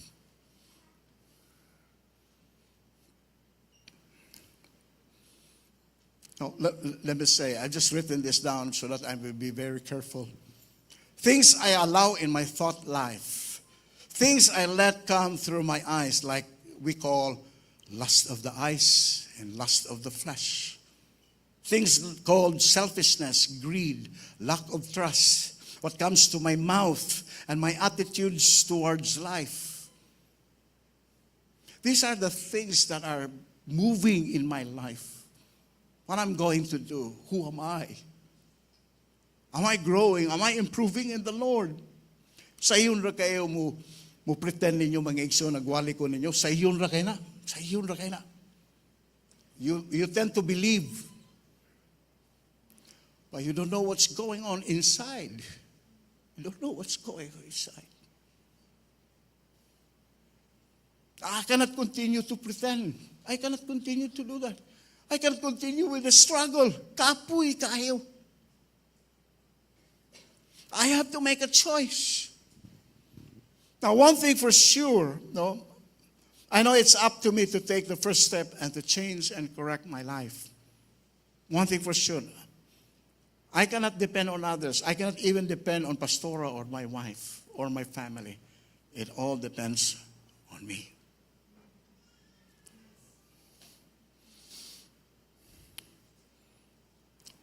Have you heard of the 1090 principle? Have you read a book of that? 1090 principle, 1090. 1090 is 10% is the negativity, and the 90% is the positivity. This is in regards to the reaction that we do when it comes to negativity. Kaya nakadiscover ko mga igsoon. Of course, I have observed from others. But as I have observed myself, it seems that my negativity is overwhelming when I see people. Yang malimtan na nako nga mas dako man ta ang positivity kaysa negative. You know, I'm saying this, I agree with the person who wrote this and a couple of writers who agree with this, with the 1090 principle, is that ang 10% or ang pagkadautan o pagka-dili maayo sa tao, 10% ra gina siya. Why? Because we are made by the image of God. We are God's creation. And God never created with so much negativity and less positivity. Yes, there is negativity because of sin. Tungkol sa sala na. But actually, when God made man, it was 100%. But man chose to be negative. Man chose to go against God. That's why there is a negativity that is going on in the life. Yeah, I'm now making it very clear, and ako nang gitanaw ni karon nga, if ever I see a negative, that is only 10%. If I see you, you're only 10% in the negative. What I would like to see is the 90% of you. Kay mas nindot og dako ang imong positivity, kay mas malipay ka.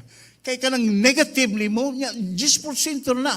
Why I say it's 10%? Because there is always a possibility, greater possibility to grow, to change from negative to positive. Hello? That's why in my responses and in my reactions, mugamit na ko sa 1090 principle. Unsa man nga negative niya.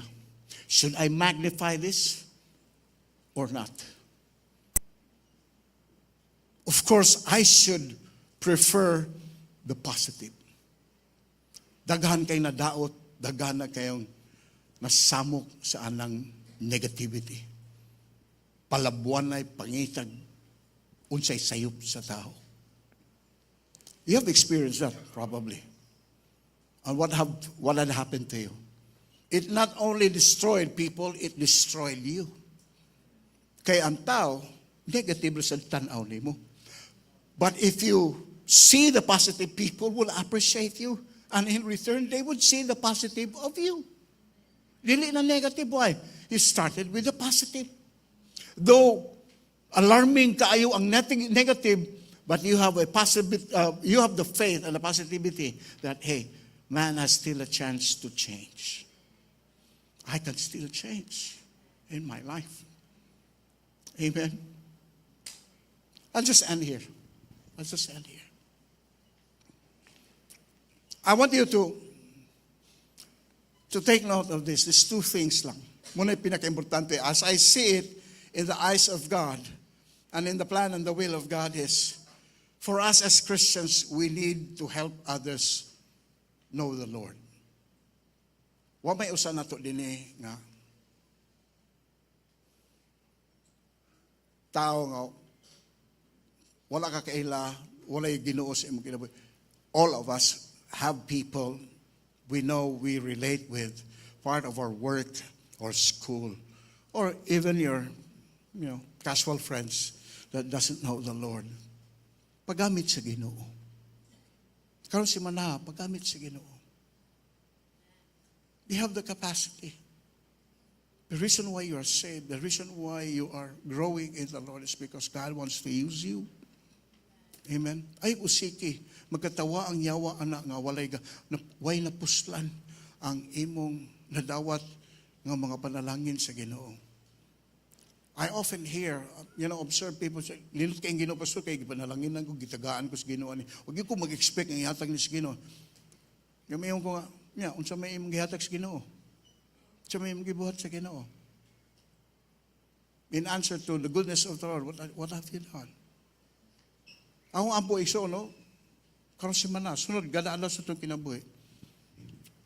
Keep in touch. Make a connection with people because I know all of us have associations with people who don't know the Lord.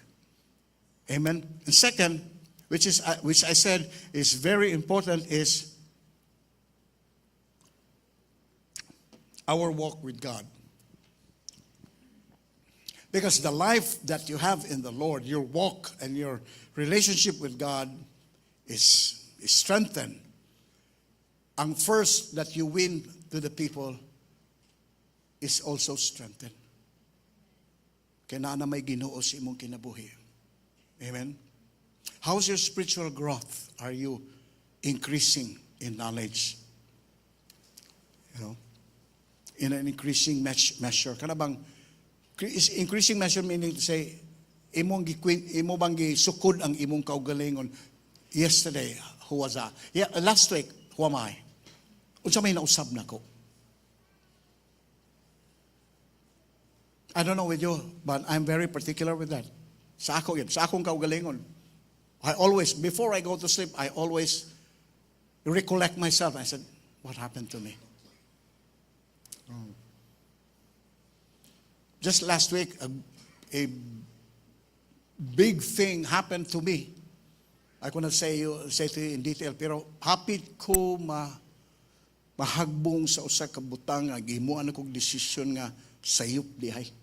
Wa ko kakita sa sayop. Akong gitanaw nga akong kaugalingon nga ganahan na kay ko ani, gusto ko ani, palitulin ako, makaangkon ko ani, kay makaangkon ko ani, nindot kay ni, makasatisfy nila ako, make my life beautiful. Mura giti akong pinginuna-huna. Day in, day out. Mura giti pirmin akong una-huna. Nga, mahitabo gini siya. And when the time came, salamat ko sa Ginoo, kay ni-intervene yun na Ginoo.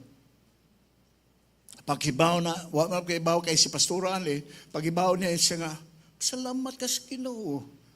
Kay gi-intervene na sa Ginoo, kay buwa pa. Takuha kag perlisyon nimo. So I made immediate decision, cut off everything. Guba, wala na. Then I went up to my room. I said, God, kaano man ni siya? I thought this was good. And a still small voice said to me, you did not ask me. You were occupied with your desire. You were occupied that you are willing to want this to give pleasure to you. I said,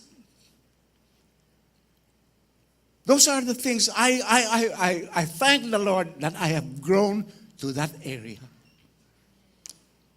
There was a little element of selfishness. A little thing of your pride. I didn't know because I was too overwhelmed of what I was wanting and desiring to have. And so last week, I was so thankful that God intervened. God intervened yun. Kigwa pa? I don't know. And that's why, this is very personal to me.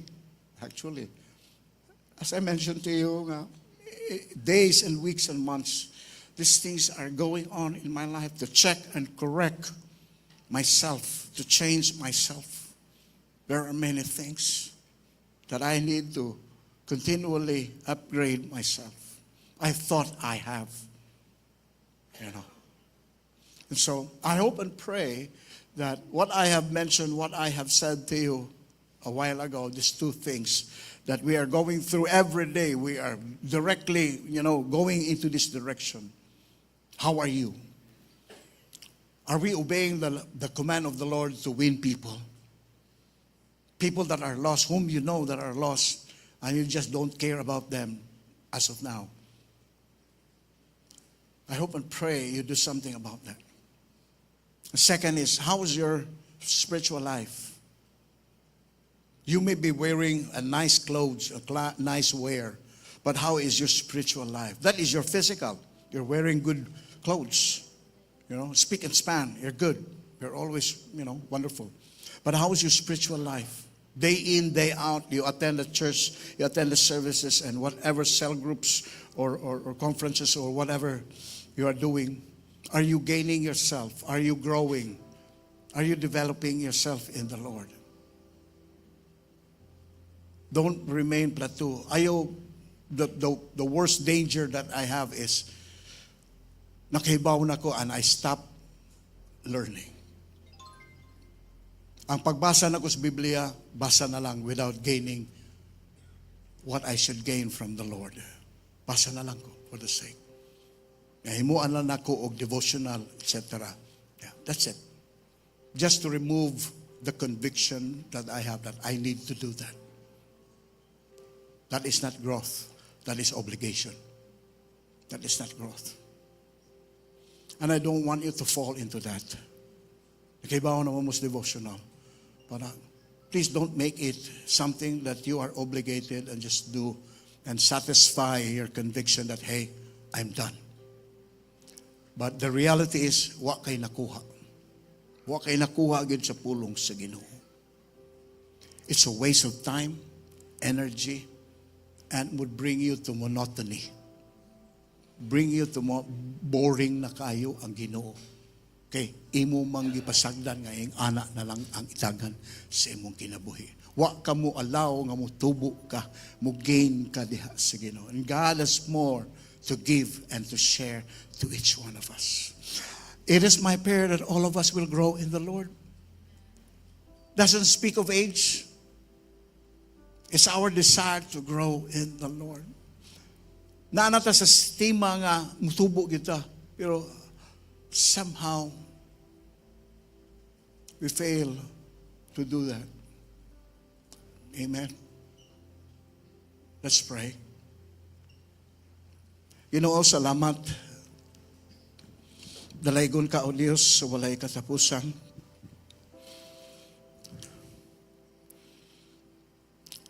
Sa iluwami, sa higayon, sa panahon nga, wala lang ginamo tagda, wala na mo bantay ang among mga kinabuhi. Tuod man, we are Christians, we are saved. But the necessity of growing, developing, and changing ourselves has not really taken place. Ato na lang gipasagdan o ato na lang, amo na lang, ginahuna nga, nakahibaw na gid mi. That's why we run short. If we are asked to share, we cannot share because we don't have anything that we have received from the Lord. Your word says, they are new every morning. Great is your faithfulness, O God. Just as they are new every morning, Lord, your word is always fresh and new every day of our lives. Lami pa na sa pamahaw paniud to panihapon, Ginoo. And so it is my humble prayer, God, that you would help each one of us. If you are that person that the word, that the message has been sharing, has been preaching to you, God says you have to change. Before you go home, you have to decide to change and ask God for a hunger, for a thirst, and for the longing of more of God. because He would give you, He would provide you. Not just material things, but the most important thing is your spiritual life. You become a strong person, dependable person, mature person in the Lord. Salamat kay Ginoong. And I pray that you would continue to speak to each one of us. Even as we end our service, even as we go home, continue to speak, especially next week, oh God, the truth, the reality, the word manifest, made manifest to each one's life, oh God, oh Lord, that we will not return home empty-handed, but something, oh Lord, precious that will make a difference in our individual lives. Thank you. I commit everyone, even in the rest of the service this morning, in Jesus' name. Amen and amen.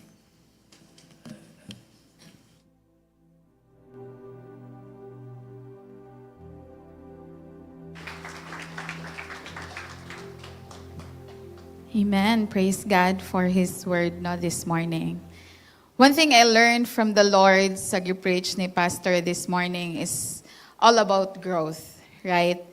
And this growth is especially sa atong spiritual growth because as mentioned ganina by our pastor, we are spiritual beings, right? So as spiritual beings, we also need to grow. And one thing that is so nice being in the Lord is that as long as we are in the presence of the Lord, we are always a work in progress. Right? God is not yet done sa atoa, sa pag-mold sa atoa, sa pag-transform sa atoa, sa pag-change labi na sa atong mga kasing-kasing. So this morning, I know kabalo na mo no unsay flow sa program and kabalo na mo nganong naa ko diri. It's because this time is giving time. But before we give, dili na ko mo share unsa ang tithing, dili na ko mo share unsa ang giving. But what we are going to do this morning is to check our hearts before we give. As said in Matthew chapter 6:21, for where your treasure is, there your heart will be also. So, it's a self-question or reflection if asa ba jud ang ato ang mga kasing-kasing karon. Right? Og sa Bisaya pa ni sa Mateo 6:21, kay hain gani ang inyong bahandi atoa usab didto ang inyong kasing-kasing. So asa man atong bahandi karon, naara ba diri sa kalibutan or pangkalibutanon ra ba? Or we are storing treasures up in heaven because we know that our hearts is naapoy pang heavenly nga treasure. So this morning, before we give, let us check our hearts, especially the motives of our hearts why we give. Do we give because we are told to do so? Or we are monitored sa ato ang giving? Or do we give because we need something? Nga Lord, muhatag ko because kabalo ko if muhatag ko mo bless pud ka nako. But guys, that is God's principle. Maskin muhatag tagdili, God's grace, mercy, blessings will always be there. Or do we give because of obedience? Or because it is really the joy of our hearts to give? Rema po sa akong Devo, Rema nga akong nakuha sa Devo gahapon sa ministry nga Devo every Saturday is about spiritual senses. And na-relate siya sa gishare ni Pastor Caron, reminding us that we are spiritual beings. In our physical, we have physical senses, right? Sense of touch, hearing, and all other senses that we know, right? And in spiritual, as a spiritual being, we also have spiritual senses.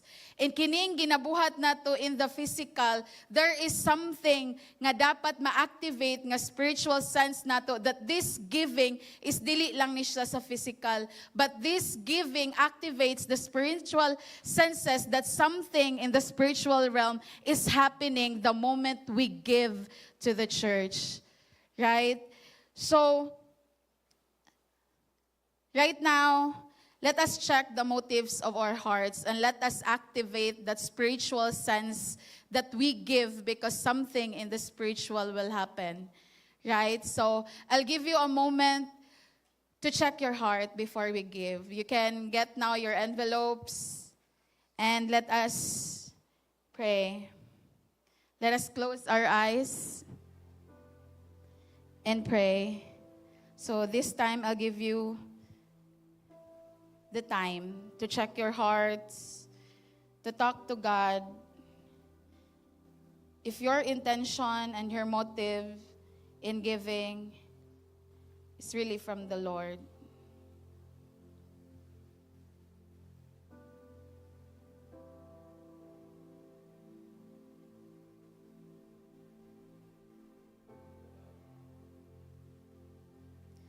Father God in heaven, we humbly come before you this morning with thanksgiving in our hearts. We thank you for always being so good and faithful, for the provision, the good health, the family, the career, and all that we have right now comes to you, God.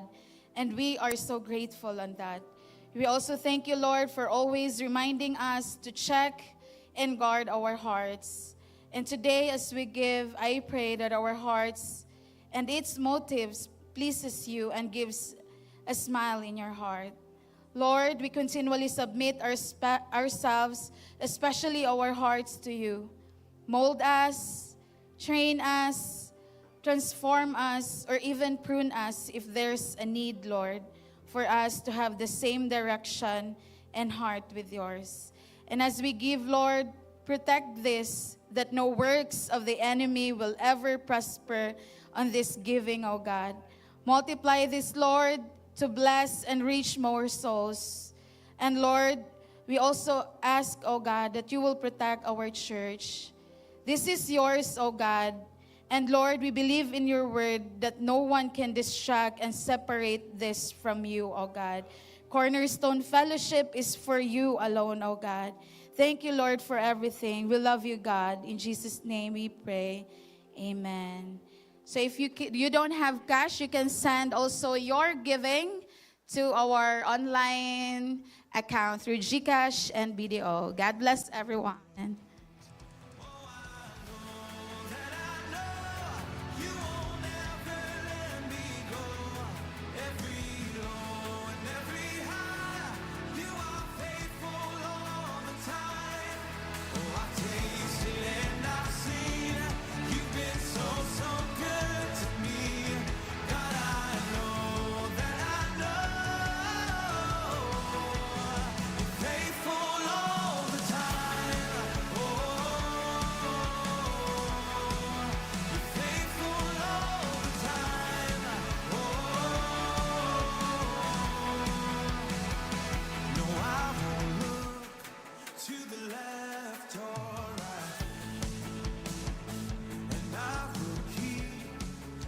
Today, a leader from Chosen Disciple Makers has a powerful testimony to share with us today where she has experienced God's love and grace in a profound way. Her story involves reclaiming her identity, knowing her God-given purpose, and a life-changing personal encounter with Jesus. Let us welcome Miss Mary Ann Book.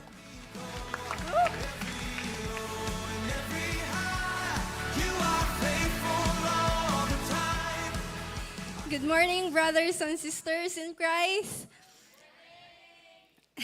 So I thank God for this opportunity to share my testimony about my life class experience. So life class is not just a class you can attend every Sunday. It's a place where you begin a new life with Jesus. It is where you are guided to personally encounter Him. Before life class, I knew about God. I know His name, but I didn't have a personal relationship with Him. My life back then was very messy. If you ask me what life was like without God, it felt like I was in the room with no door, no windows, just wall all around.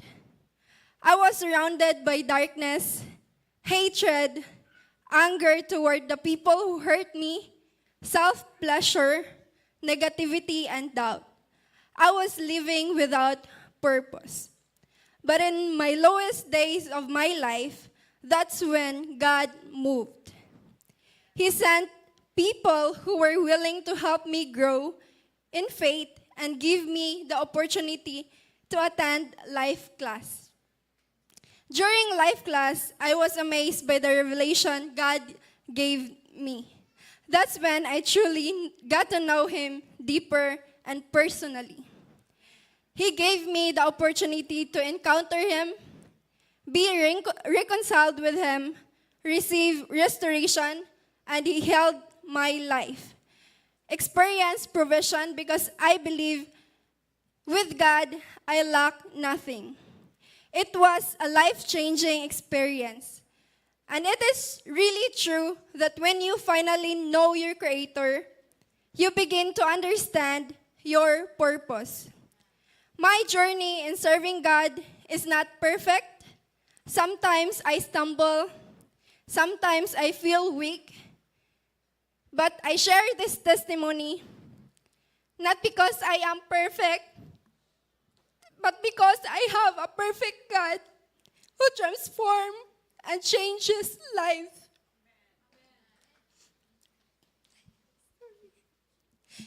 Maybe this is your moment. God is calling you to know Him and seek Him better. It always starts with a decision because change only happens when you decide. So I encourage you to decide now to have personal encounter with Jesus. Decide now to be trained, to grow, and to discover your purpose. To anyone living life without knowing their direction, or even to those who seems happy yet feel empty without God, maybe this is your call to redirection. Life class is a great opportunity to grow, mature, and walk closely with Jesus. God died for us, so let's live a life serving Him. And to those people who are excited and interested to life class, the registration starts now. And you can register at the usher's table at the back. Thank you, and God bless everyone.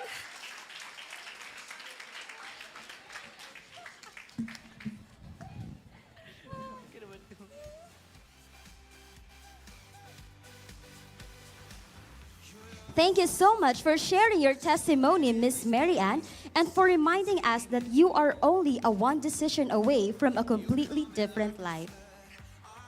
So, do you want to have a deeper connection with God? Are you tired of the never-ending cycle battle with sin, addiction, or depression? Do you want your life to be changed and yet you don't know where to start? Then start by having your name registered for our life class. Life Class is a life-changing opportunity to have our lives be transformed and to personally encounter Jesus. Registration starts today and Life Class Party starts on August 24. So for more details, kindly approach your leaders. And since training is our happy hour, let us all be equipped by engaging ourselves with our leadership training every Wednesday with our very own pastor, 7 p.m. at CF Center. And campus leaders, brace yourselves and be excited because this upcoming August 16 will be our Campus Leaders Legacy. It will be held at IEC Convention Center, and for the registration rate, we have our discounted rate of 350 pesos until August 9 only. And starting August 10, the registration rate will be 450 pesos. So for more updates with our upcoming activities, kindly follow us on our social media pages.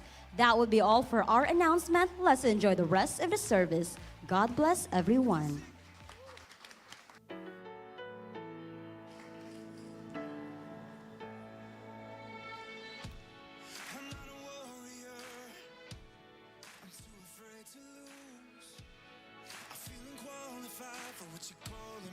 Praise the Lord. Nakalugar jog Kuha. Praise God. Mag-welcome ko sa atong mga first-timers. Last Sunday, tingon sila daghan ang first-timers, and I would like to ask ang atong second-timers this time. Kung doon na ba tayo second-timers? Oh, we have 1, 2, 3, 4. Dapat dito sa Luyo, no? Salamat kayo sa inyo, Topay. Okay, kanang. Let's ask the first-timers this time to raise their hands. Wow, daghan na sad. Dali, aritas tubangan. We will pray for you. Praise God. Always, it is our privilege to bless you with a prayer. Salamat sa inyong pag-ani. Salamat sa pagkuan sa invitation.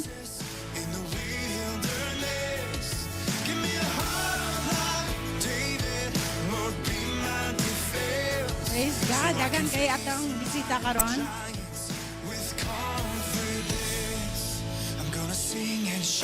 Praise the Lord. Let's give them our warmest welcome from Cornerstone family.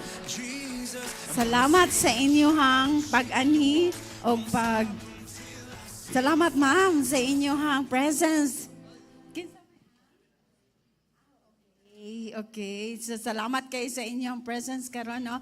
And the Lord is more happy because God is always wanting people to come to Him. So, this morning, kung nakakuan mo sa communion, did you partake ba sa communion? Did you take the communion?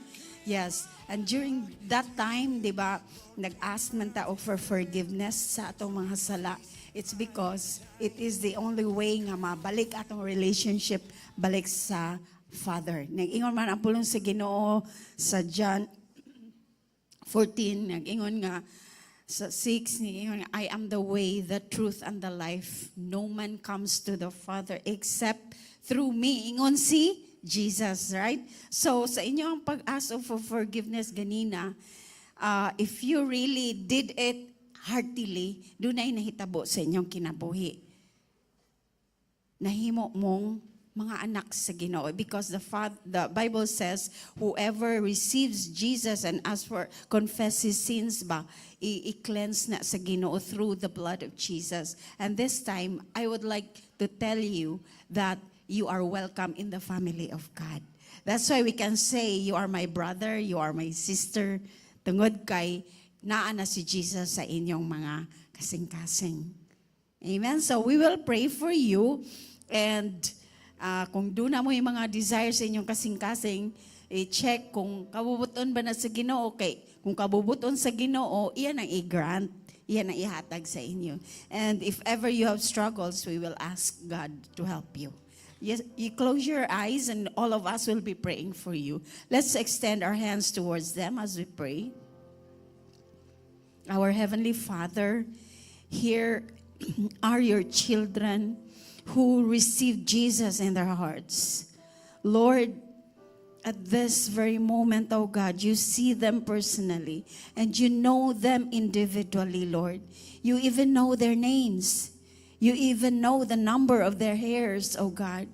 Lord, nakaila ka every detalye sa ilang mga kinabuhi, oh Diyos.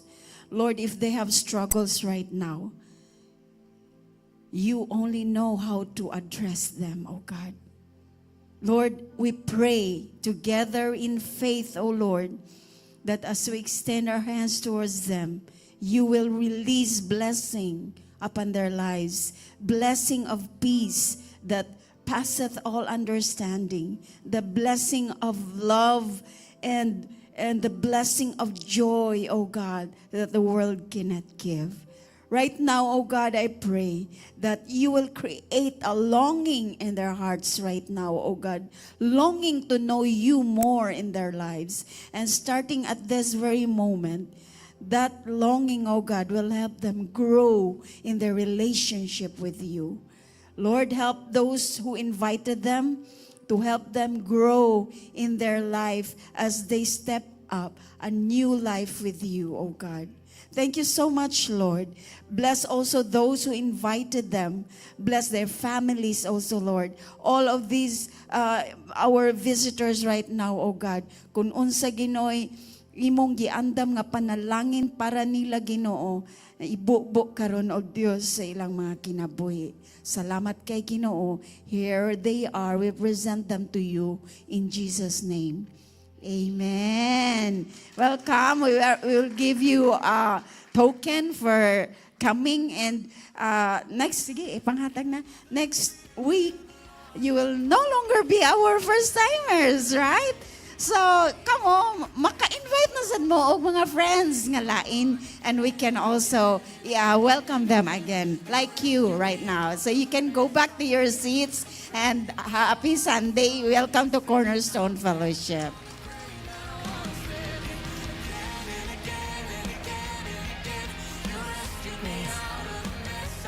Hallelujah. Come on, let's all stand. Let's all stand and give back the glory to the Lord. Kung ano man ang na-receive natin this morning, let's praise God. I will give you a moment to praise the Lord and thank Him for what you've heard, what you've received to the Lord. Come on, let's release faith right now. Hallelujah. Glory, glory, glory, glory.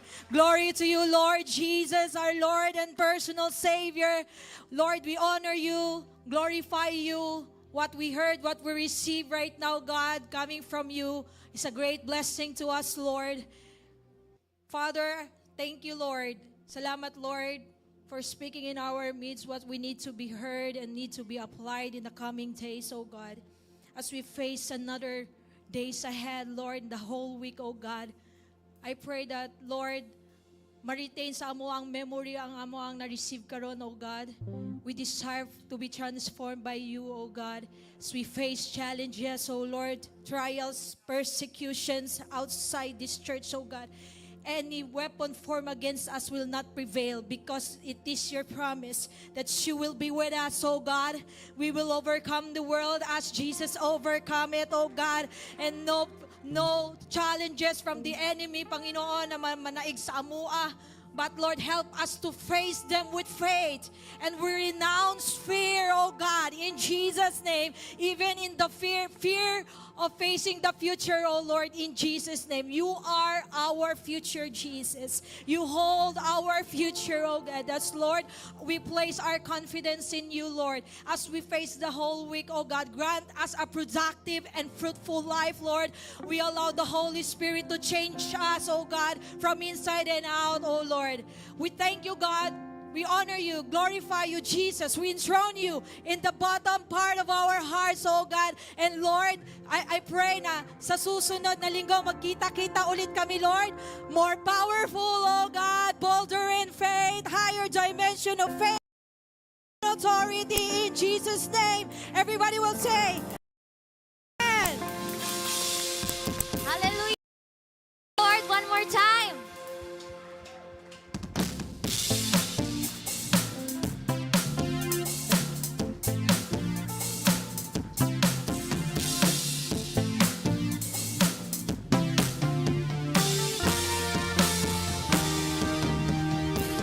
The light just shines with hope and grace fills the sky.